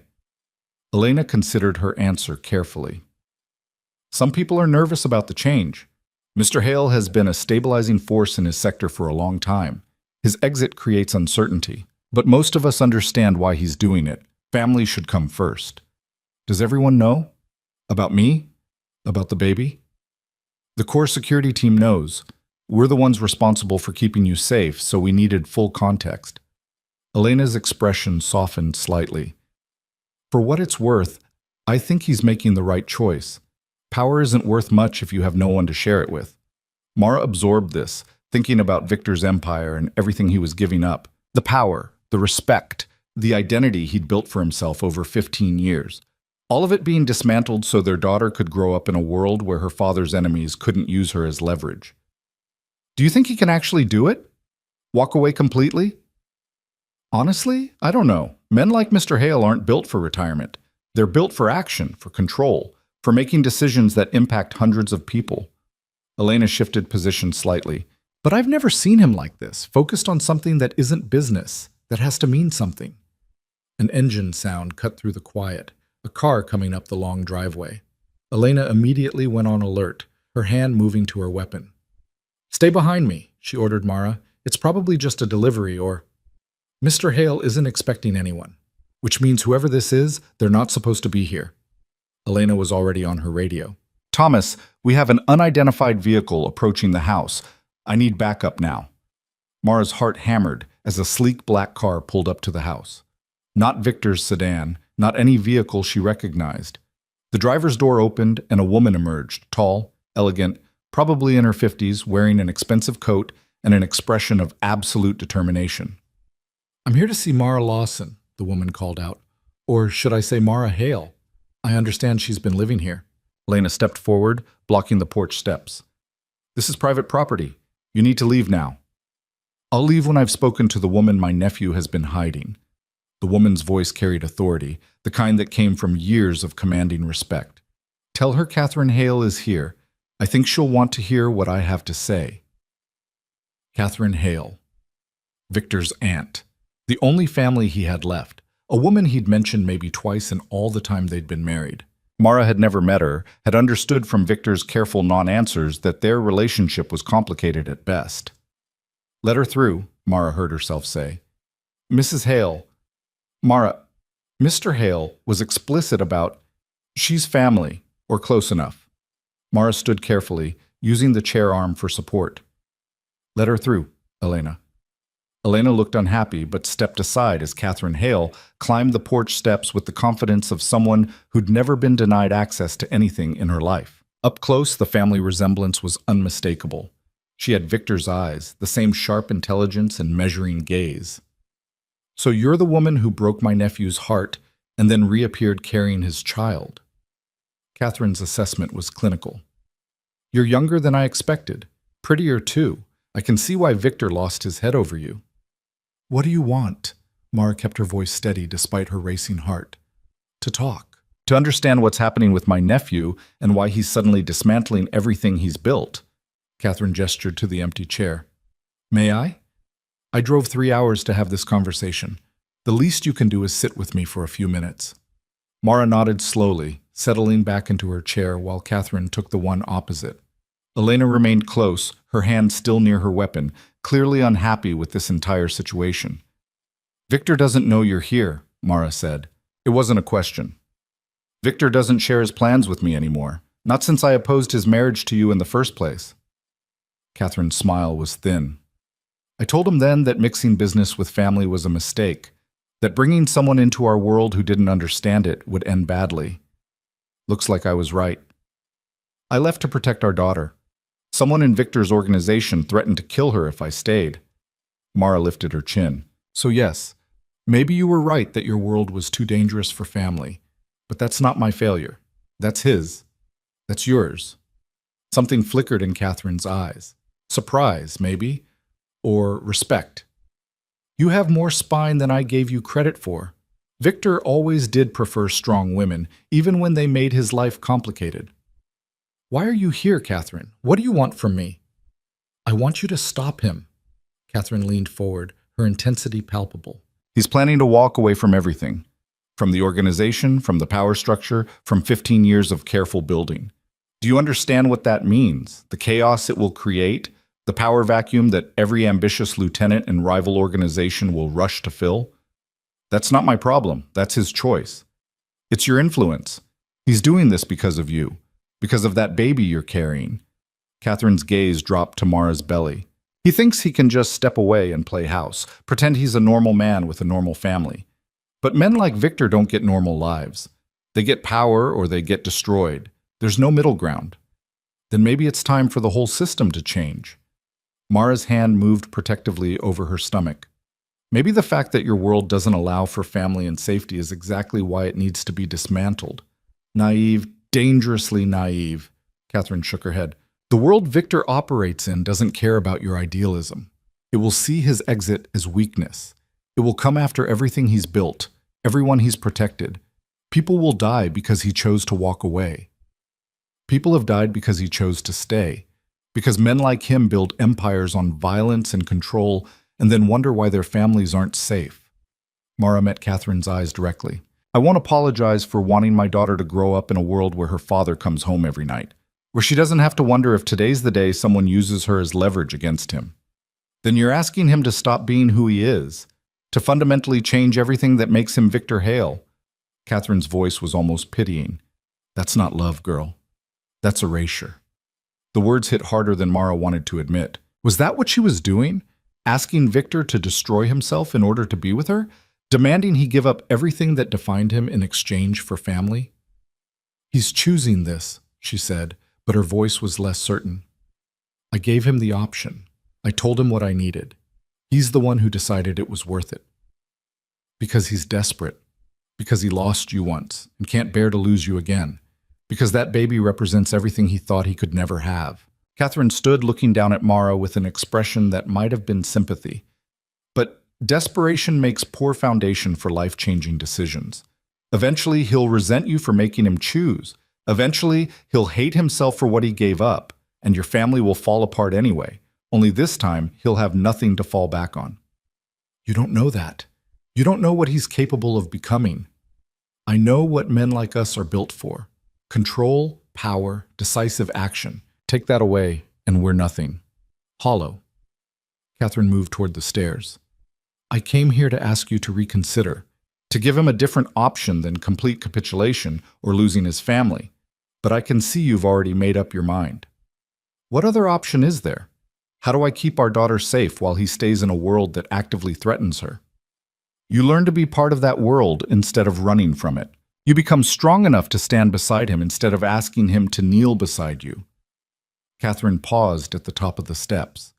But that would require courage you clearly don't have.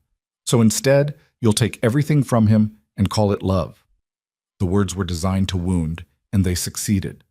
Mara felt tears prick at her eyes as Catherine descended the stairs and returned to her car. Elena immediately moved to Mara's side. "Are you all right? Do you need anything?" "I need Victor to call me. Now." Mara's voice shook. "I need to talk to him before his aunt poisons whatever he's planning." Elena was already on her phone, making it happen. Within minutes, Victor's voice came through, tense and concerned. "Mara, what's wrong? Elena said there was an incident." "Your aunt was here. Catherine. She came to tell me I was destroying you by asking you to leave your organization." The words tumbled out. "Victor, is she right? Am I asking you to stop being yourself? Am I taking everything that makes you who you are?" Silence on the other end. Too long, too heavy with implications. "Victor?" Catherine had no right to come there, no right to say those things to you. His voice was hard, controlled. "Where is she now?" "Gone." "But that doesn't answer my question." Mara pressed her free hand against her chest, trying to slow her racing heart. "Are you going to resent me for this? For making you choose between your empire and our family? You didn't make me choose. Life did. Circumstances did. Michael Reeves threatening to kill our daughter did." She heard him take a breath. "I'm coming home. We need to have this conversation face to face. You said you'd be gone all day. The transition meeting can wait. You're more important. Isla's more important." Another pause. "I'll be there in an hour. Stay inside. Stay with Elena. And Mara, don't let Catherine's poison take root. She doesn't understand what I'm choosing because she's never wanted anything more than power." He ended the call, leaving Mara alone with her thoughts and her doubts. Elena helped her back inside, settled her on the living room couch with tea and blankets. But nothing could warm the cold fear that had taken root in her chest. What if Catherine was right? What if asking Victor to walk away was asking him to destroy himself? What if years from now, he looked at Mara and Isla and saw only what he'd sacrificed rather than what he'd gained? She pressed her hand against her belly, feeling Isla kick steadily. Their daughter deserved a father who was present, who was safe, who could be there without constantly looking over his shoulder for threats. But did that father deserve to lose everything that made him who he was? The question haunted her through the next hour, until she heard Victor's car on the driveway. He came through the door like a storm, moving straight to where she sat on the couch. "Tell me exactly what Catherine said." So Mara did. She repeated the conversation word for word, watching Victor's expression darken with each detail. When she finished, he was quiet for a long moment, standing by the window with his back to her. "She's not entirely wrong," he said finally. Mara's heart sank. "Victor, not about you destroying me, about the transition creating chaos and danger for people under my protection." He turned to face her.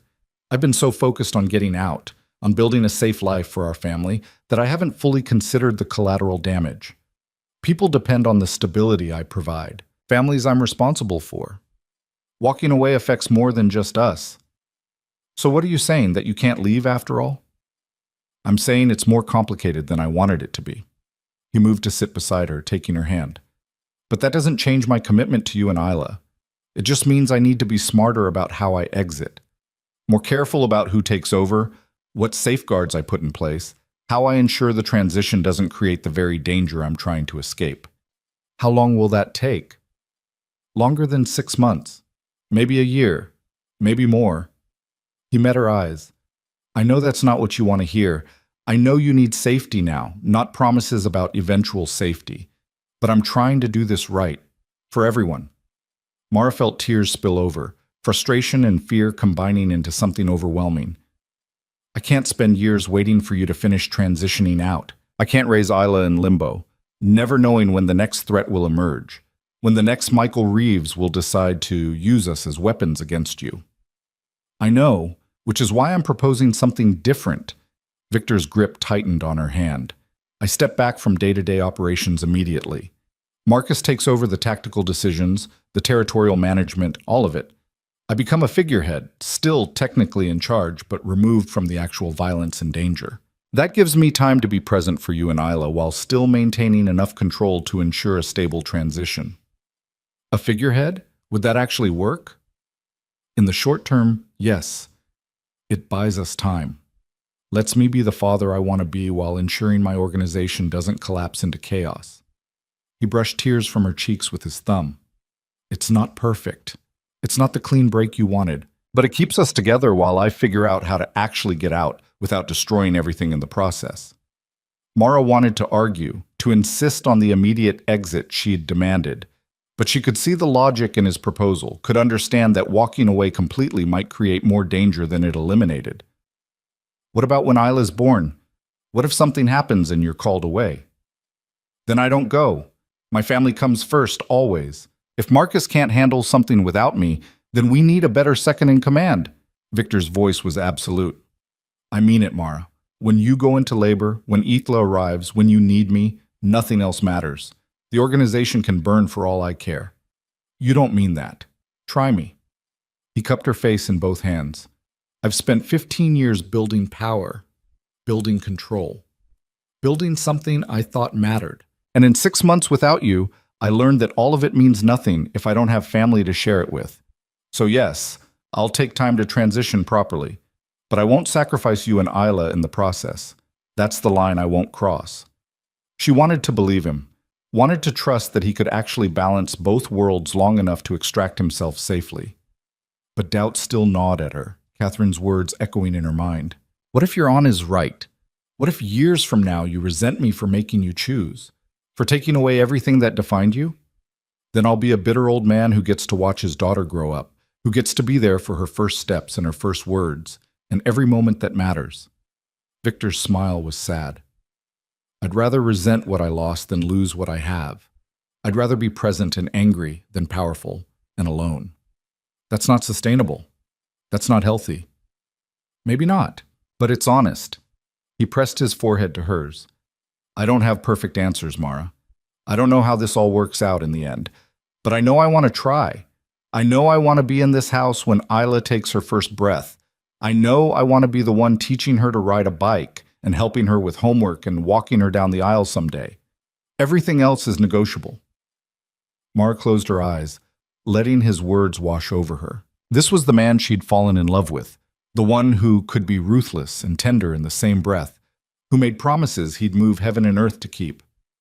I'm scared of this not working, of you getting hurt, of Isla growing up in a world where her father's choices put her in danger.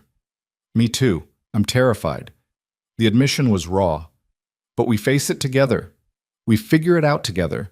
And if we make mistakes, we fix them together. That's what family does. Isla kicked hard between them, as if offering her own opinion on the conversation. They both felt it, both smiled despite the heavy topic. She's going to be trouble, Mara said. Good. The world needs more women who refuse to be quiet and manageable. Victor's hand splayed across her belly. We'll teach her to be strong, to stand up for herself, to never let anyone make her feel small or powerless. Even when her father's the most powerful man in the room? Especially then. I want her to know she doesn't need power to have value. That being loved and being safe and being herself matters more than any empire. He kissed Mara's forehead gently. I want her to have everything I never did, starting with parents who put her first. They sat like that for a long time, holding each other while their daughter moved between them. Outside, the lake reflected afternoon sun, serene and constant. Inside, two people tried to build a future from the fractured pieces of their past. I need you to promise me something, Mara said eventually. Anything. If this doesn't work, if the transition takes too long, or the danger escalates, or you realize you can't actually walk away, you tell me. You don't pretend everything's fine while it's falling apart. You give me the truth so I can make informed choices about our safety. I promise, complete transparency. No more secrets, no more protecting you by keeping you in the dark. Victor pulled back to look at her directly. And I need you to promise me something too. What? That if you decide to leave again, you take my security with you. That you don't disappear completely. That you let me be part of Isla's life, even if I can't be part of yours. His voice cracked slightly. I can survive losing you, Mara. I did it once, but I can't survive losing her. Not when I finally have the chance to be her father. The vulnerability in his admission broke something open in Mara's chest. I won't take her from you. Whatever happens between us, she deserves to know her father. to have both of us in her life. Thank you. He pulled her close, and she let herself sink into his embrace. Let herself believe, for just this moment, that maybe they could make this work. That maybe love and honesty and shared purpose could be enough to bridge the impossible gap between their worlds. The next few weeks passed in careful routine. Victor kept his promise about stepping back from operations, spending most of his time at the house, while Marcus handled day-to-day business. He attended every doctor's appointment with Mara, asked questions that showed he'd been researching pregnancy and childbirth, and transformed the nursery into something even more perfect than it had been. Mara watched him change, day by day, watched him become less of the ruthless operator she'd married and more of the father their daughter would need. It wasn't a complete transformation. He was still Victor Hale, still capable of cold calculation when the situation demanded it.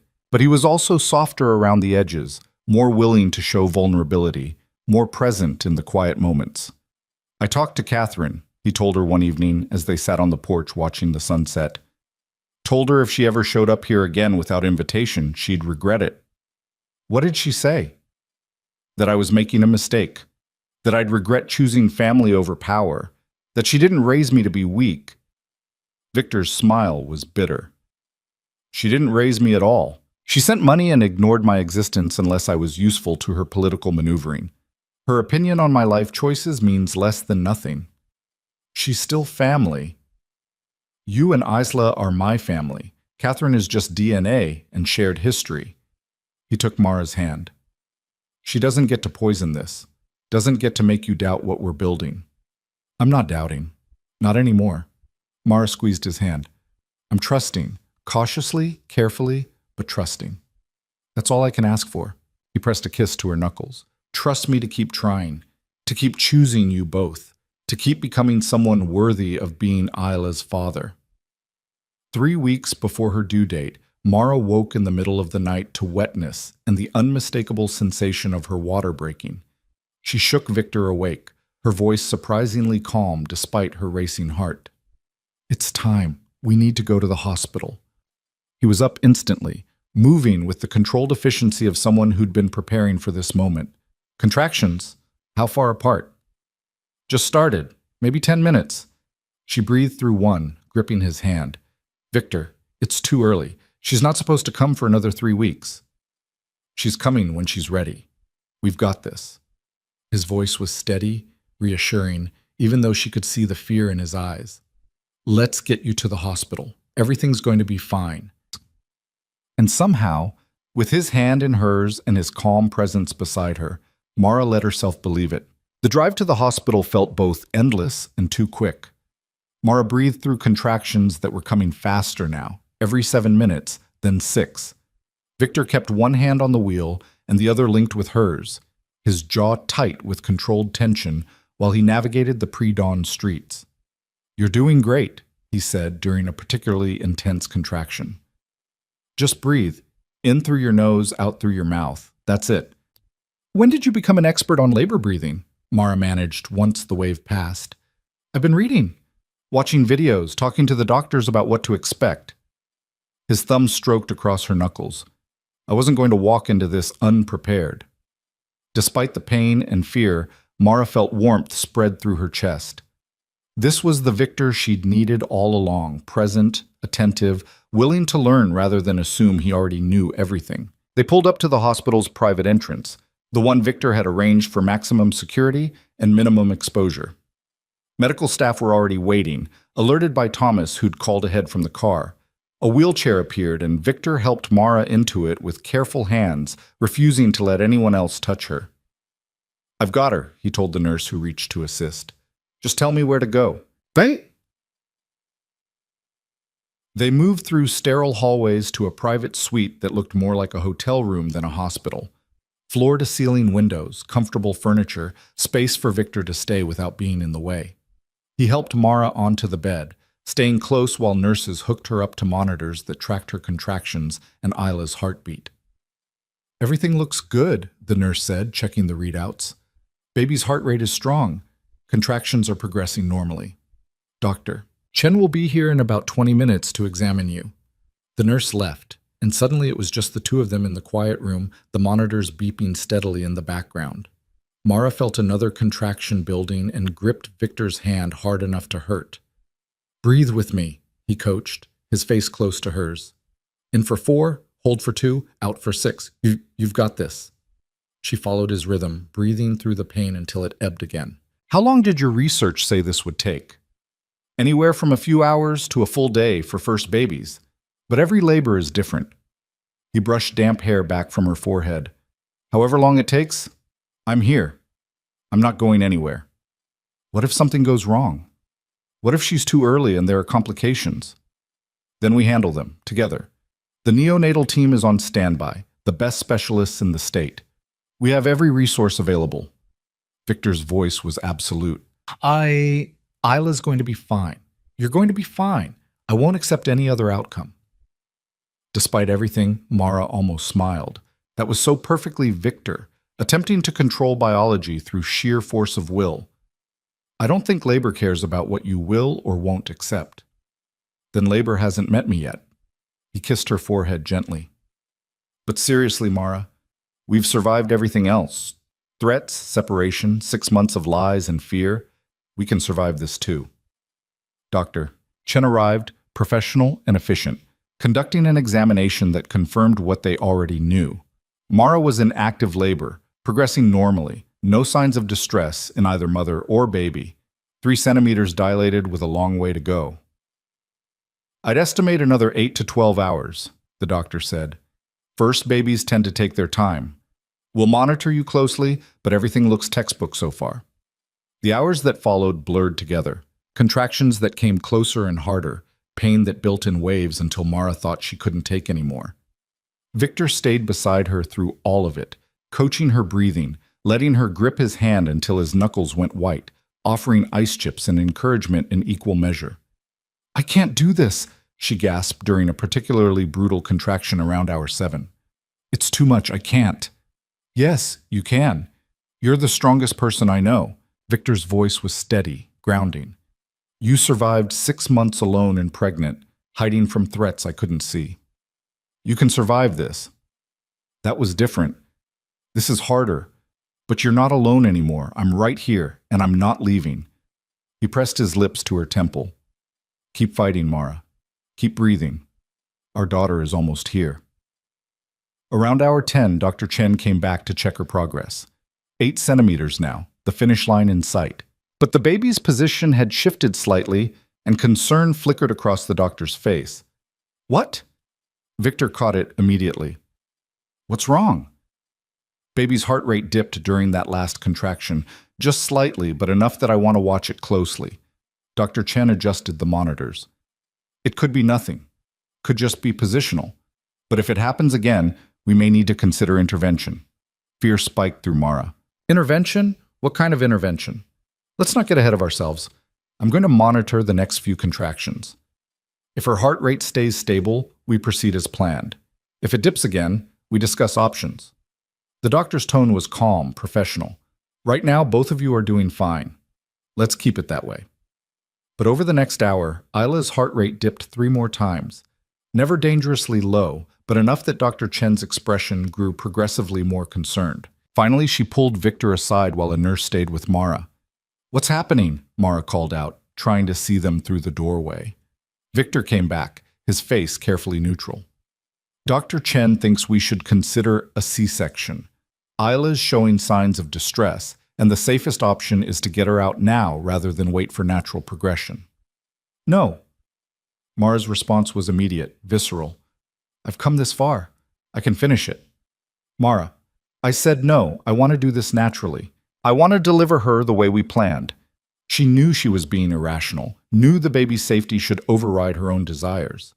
But after months of having every choice taken from her, this felt like the one thing she could still control. Dr. Chen stepped in, her voice gentle.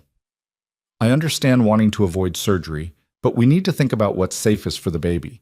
The stress of continued labor could what? Hurt her? Kill her?" Mara felt tears streaming down her face. "Or is this just doctors being overly cautious because of who my ex-husband is? Because he's paying for the best care and everyone's terrified of something going wrong on their watch?" This has nothing to do with who's paying the bills, Dr. Chen said firmly. This has everything to do with keeping both of you safe. Your baby is showing signs of distress.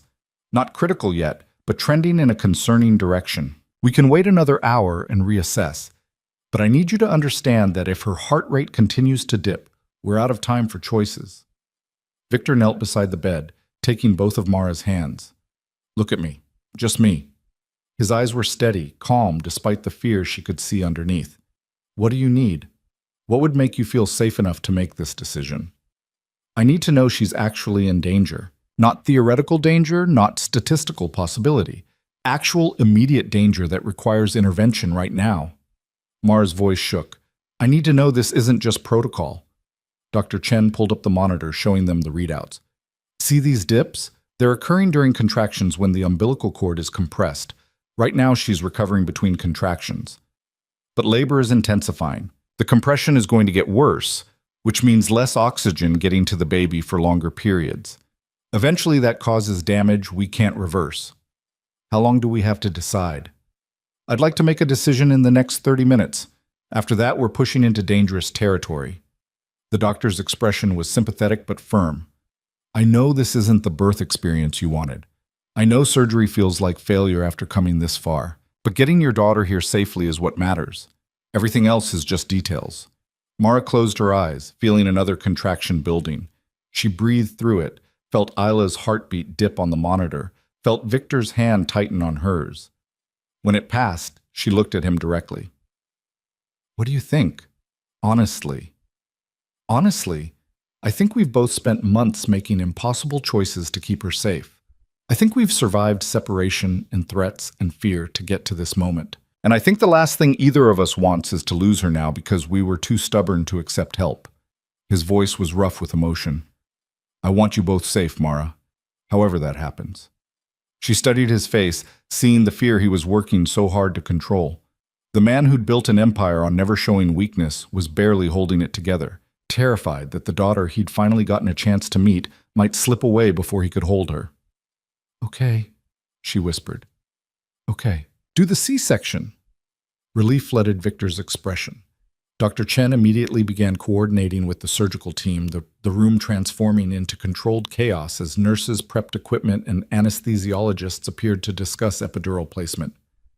You're making the right choice, Victor said, staying close while they worked around him. She's going to be perfect, and you're going to be fine. I promise. You can't promise that. You can't control this. Watch me. His smile was shaky but genuine. I've spent my whole life bending outcomes to my will. I'm not stopping now. They wheeled her into the operating room, a space so bright and sterile it felt otherworldly. Victor stayed by her head, still holding her hand, while Dr. Chen and her team worked behind the surgical drape. The anesthesiologist had numbed her from the chest down, leaving Mara aware but disconnected from what was happening to her body. Talk to me, she told Victor, needing distraction from the surreal situation. Tell me something, anything. What do you want to hear? Tell me about the future, about what happens when we take Isla home. She focused on his face, using it as an anchor. Tell me what our life looks like. Victor was quiet for a moment, and she could see him building the vision in his mind. We take her home to the house by the lake. You recover while I handle everything, the midnight feedings, the diaper changes, all of it. I probably do it wrong at first, but I learn. We both learn. And your organization? Marcus handles it. I stay home, stay present. When Isla's old enough to notice, I'm not the father who's always gone. I'm the one who's always there. His thumb stroked across her knuckles. I teach her to swim in the lake, to fish from the dock, to recognize different bird calls and track animal prints in the snow. That's very domestic for a crime boss. Former crime boss. By the time she's forming memories, that's not who I am anymore. I'm just dad. The guy who makes terrible pancakes and tells stories before bed and shows up to every school event. He smiled, and it reached his eyes for the first time in hours. I'm boring and predictable and there for every moment that matters. You'll hate being boring. I'll love being present. There's a difference. He leaned closer, his forehead nearly touching hers. And maybe, if you decide you can trust me again, we figure out what we are to each other. Co-parents who respect each other, friends who've survived impossible things together, or maybe, if we're really lucky, something more. You're still in love with me. It wasn't a question. I never stopped. Even when I hated you for lying, even when I thought I'd lost you forever, I never stopped loving you. His voice was barely above a whisper. I know we can't go back. I know too much has happened, but I'm hoping we can go forward, build something new from what's left. Mara felt tears slide down her temples. I never stopped either. That was the worst part. Loving you while knowing I couldn't be with you, missing you while understanding why I had to stay gone. We're not gone anymore. We're right here, about to meet our daughter. Victor kissed her forehead. Everything else, we figure out as we go. Mr. Hale? Doctor. Chen's voice cut through the moment. Would you like to meet your daughter? Victor's head snapped toward the surgical team, and Mara craned her neck trying to see. Then she heard it. A cry, thin and indignant, the most beautiful sound she'd ever heard. She's here, Victor breathed, his voice cracking with emotion. Mara, she's here, and she's crying, and she's perfect. A nurse appeared with a tiny bundle, placing her carefully in Victor's arms. He looked terrified and awed in equal measure. This man who'd commanded respect through violence, now reduced to trembling hands and tears streaming down his face. Isla Rose, he said softly, I'm your dad. I know we're just meeting, but I've been waiting for you my whole life.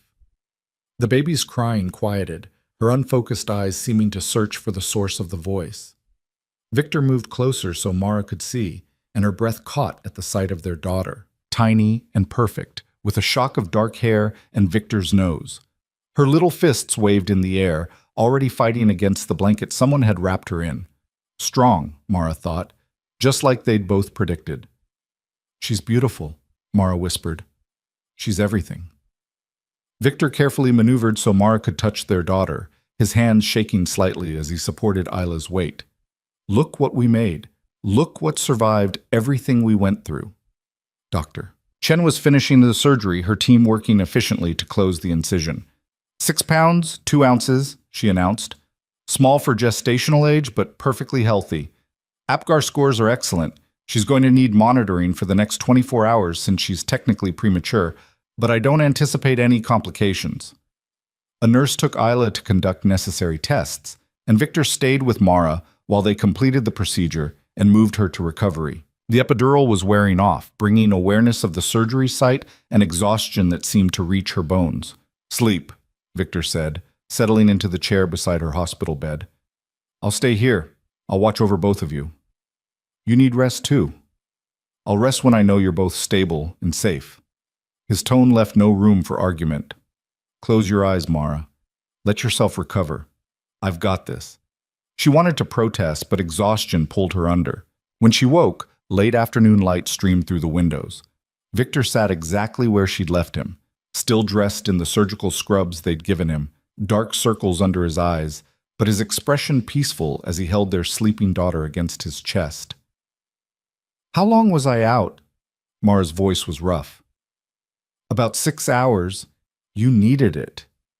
He looked up, smiling softly. Isla's been perfect. Ate well, slept well, passed all her tests. The pediatrician says she's doing better than most premature babies. Strong, like her mother. Can I hold her? Victor carefully transferred their daughter to Mara's arms, helping her position Isla for skin-to-skin contact. The baby's weight was solid and real, her warmth seeping through Mara's hospital gown. She opened her eyes, dark blue like all newborns, and seemed to study Mara's face with serious concentration. Hi, baby girl, Mara whispered. I'm your mom. I know we've been together for 9 months, but this is the first time I get to actually see you. Isla made a small sound, her fingers curling around Mara's thumb with surprising strength. She knows you, Victor said quietly. I've been talking to her, telling her about you, about how brave you were, how hard you fought to keep her safe. She knows her mother is a fighter. We both fought for her. Mara looked up at him. You did this too. All of it. The transition, the changes, choosing to be here instead of running your empire. She's lucky to have you as a father. I'm the lucky one. I get to be part of this. I get to watch her grow up, be there for every moment. He settled back in his chair, his eyes never leaving Isla's face. I finalized some things while you were sleeping, signed papers officially transferring operational control to Marcus, with a timeline for my complete exit within 8 months. No more daily involvement, no more decision-making authority. I'm done. Mara's breath caught. Victor, you didn't have to. Yes, I did. I made promises, and I keep my promises. By Isla's first birthday, I'll be completely out. Marcus knows what he's doing. The organization will be fine without me. He met her eyes. But my family won't be fine without me actually being present. So I'm choosing presence every single time. 8 months is still a long time. It's necessary to prevent chaos. But during those 8 months, I'm working from home unless absolutely unavoidable. I'm here for feedings and diaper changes and the million tiny moments that add up to a childhood. His voice was firm. I'm not my father. I'm not Catherine. I'm going to be the parent who shows up. Tears slipped down Mara's cheeks. I believe you. Good. Because I need you to believe something else, too. Victor leaned forward, his expression serious. I love you. I've loved you since the day we met, through our marriage, through the divorce, through 6 months of thinking I'd lost you forever, and I'm going to keep loving you whether you can love me back or not. Victor, I'm not asking for anything. I'm not pressuring you to make decisions or promises you're not ready for. He reached out, gently touching Isla's tiny hand. I just need you to know that while we're figuring out how to co-parent, while we're building trust and deciding what we are to each other, my feelings aren't in question. They've never been in question. Mara looked down at their daughter, sleeping peacefully in her arms. This tiny human who'd survived threats and fear and impossible choices, who'd brought them back together despite everything working to keep them apart. I love you too, she heard herself say. I'm still angry about some things. I'm still scared about others. But I never stopped loving you, not even when I wanted to. Victor's expression transformed, hope and relief and joy all competing for space. Does that mean? It means we take this slow. We focus on Isla, on becoming the parent she deserves. We rebuild trust through actions instead of words. And maybe, eventually, we figure out if we can be partners again. Real partners, not just co-parents managing shared custody. Mara held his gaze, but only if you actually follow through on everything you've promised. Only if you prove that family really does come first. I will. Every day, every choice, every moment, I'll prove it. He stood, leaning down to kiss her forehead, then Isla's. We're going to make this work, all three of us together. The next few days in the hospital established new patterns.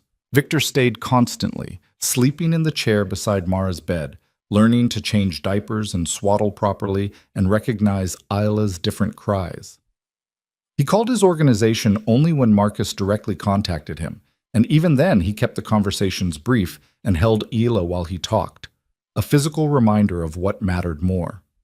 Mara watched him transform further with each passing hour.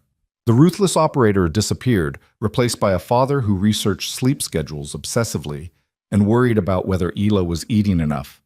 He was attentive and tender and completely devoted in a way that made Mara's heart ache with hope. I never thought I'd see you like this, she said on their third day in the hospital, watching Victor rock Isla and sing to her quietly, some lullaby he'd apparently memorized from a parenting book. Like what? Soft, gentle, completely wrapped around a 7-pound human's tiny finger. Mara smiled. It's a good look on you. She's easy to be gentle for. She's perfect. Victor looked up from Isla's face, and his expression made Mara's breath catch. You both are. My whole world right here in this room. They brought Isla home on a gray February morning, the sky threatening snow. Victor had transformed the house even further. Safety equipment installed everywhere, monitors in every room, the nursery stocked with everything they could possibly need. He carried Isla's car seat like it held precious cargo, refusing to let anyone else touch it until they were safely inside. Welcome home, little one, he said, carefully extracting their daughter from the car seat. This is where you live, where you'll grow up, where your mom and I are going to do our best not to screw you up too badly. Mara laughed despite her exhaustion. That's quite a welcome speech. Honesty's important. I want her to know we're going to make mistakes, but we'll always love her through them. He settled Isla in the expensive bassinet beside the bed, watching her sleep with an expression of complete devotion. She's going to be okay. We're all going to be okay. The first weeks were chaos. Sleepless nights and constant feedings and learning Isla's rhythms. But they managed it together, falling into a partnership that felt natural despite their complicated history. Victor handled night feedings without complaint, walking Isla around the house at 3 in the morning while singing increasingly creative lullabies.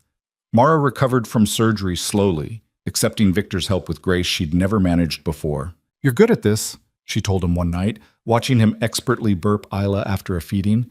"Better than I expected. I read a lot of books, watched a lot of videos, asked a lot of embarrassing questions to pediatricians." He smiled down at their daughter.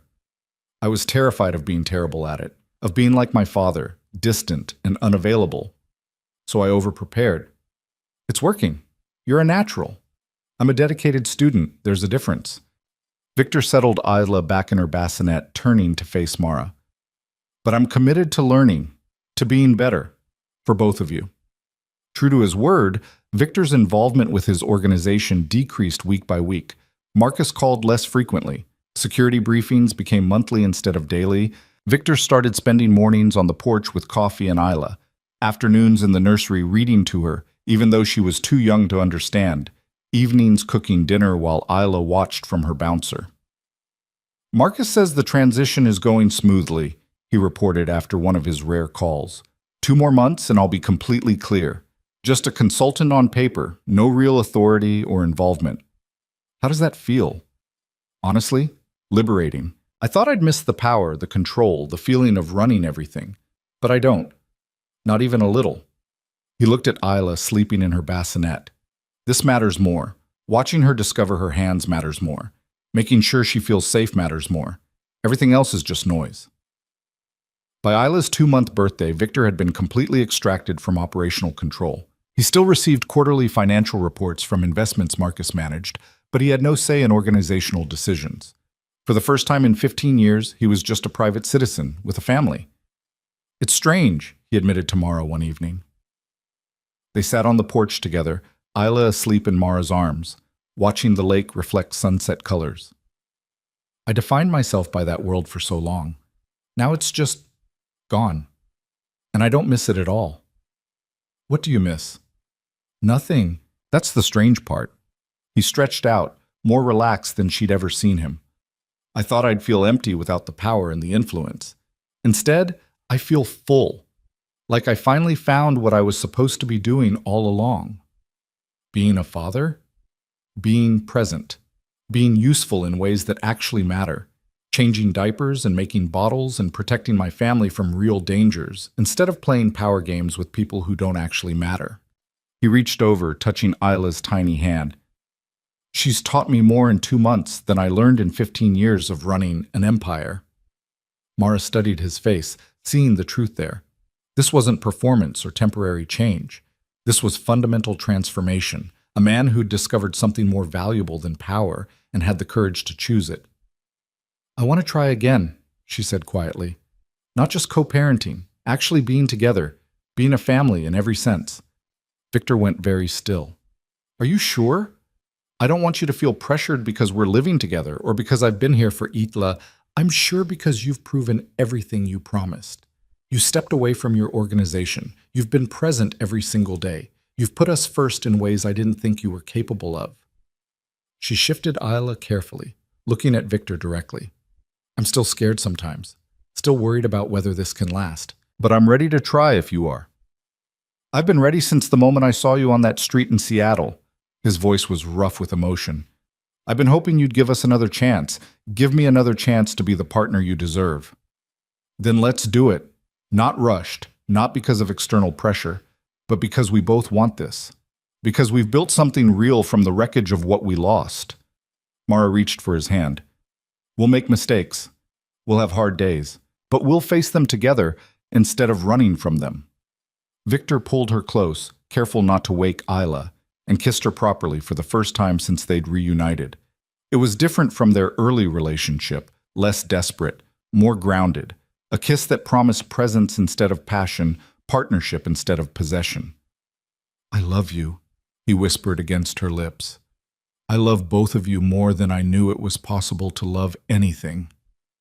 I love you too. Imperfect and complicated, and exactly who we are right now. They sat together as the sun set completely, their daughter sleeping peacefully between them, the lake quiet in the gathering darkness. The world they'd left behind, the threats and the violence and the constant danger, felt impossibly distant. This was their reality now, this peace they'd fought for, this family they'd chosen, despite everything working against them. "What do you want to do with the rest of your life?" Mara asked eventually, "now that you're not running a criminal empire?" "Honestly, I want to be boring. I want to coach Isla's soccer team when she's old enough. I want to teach her to fish and to read and to stand up for herself. I want to make you breakfast and argue about what to watch on TV and grow old knowing I made the right choice." He smiled. "Maybe I'll take up woodworking like I joked about, build furniture for the house, be one of those suburban dads who's obsessed with their lawn." "That sounds perfect." "What about you? What do you want?" "I want to write. I always wanted to write, but never had time or headspace when we were married before. Now maybe I can. Stories, articles, maybe eventually a book." Mara looked down at Isla. "I want her to see both her parents pursuing things that matter to them, building lives instead of empires. We can do that. We can build something worth having." Victor's hand found hers in the darkness. Together. 6 months later, Mara stood in the kitchen making Isla's bottle, while Victor did laundry and sang off key in the other room. Their daughter, now 8 months old and crawling everywhere, investigated the cabinet locks Victor had installed, determined to figure out how to defeat them. "She's your daughter," Mara called to Victor, stubborn and convinced she can outsmart any security measure. "She's brilliant, already problem-solving at 8 months. Victor appeared with a basket of clean baby clothes, dropping a kiss on Mara's head as he passed. "Want me to take her while you make the bottle?" "Please," before she figures out how to open that cabinet and finds cleaning supplies. He scooped Isla up, tickling her belly until she laughed, a sound that still made Mara's heart swell every time she heard it. They'd settled into domesticity so completely it was hard to remember Victor had ever been anything other than this, a devoted father and partner who prioritized family above everything else. "Marcus called earlier," Victor mentioned while Isla grabbed at his nose.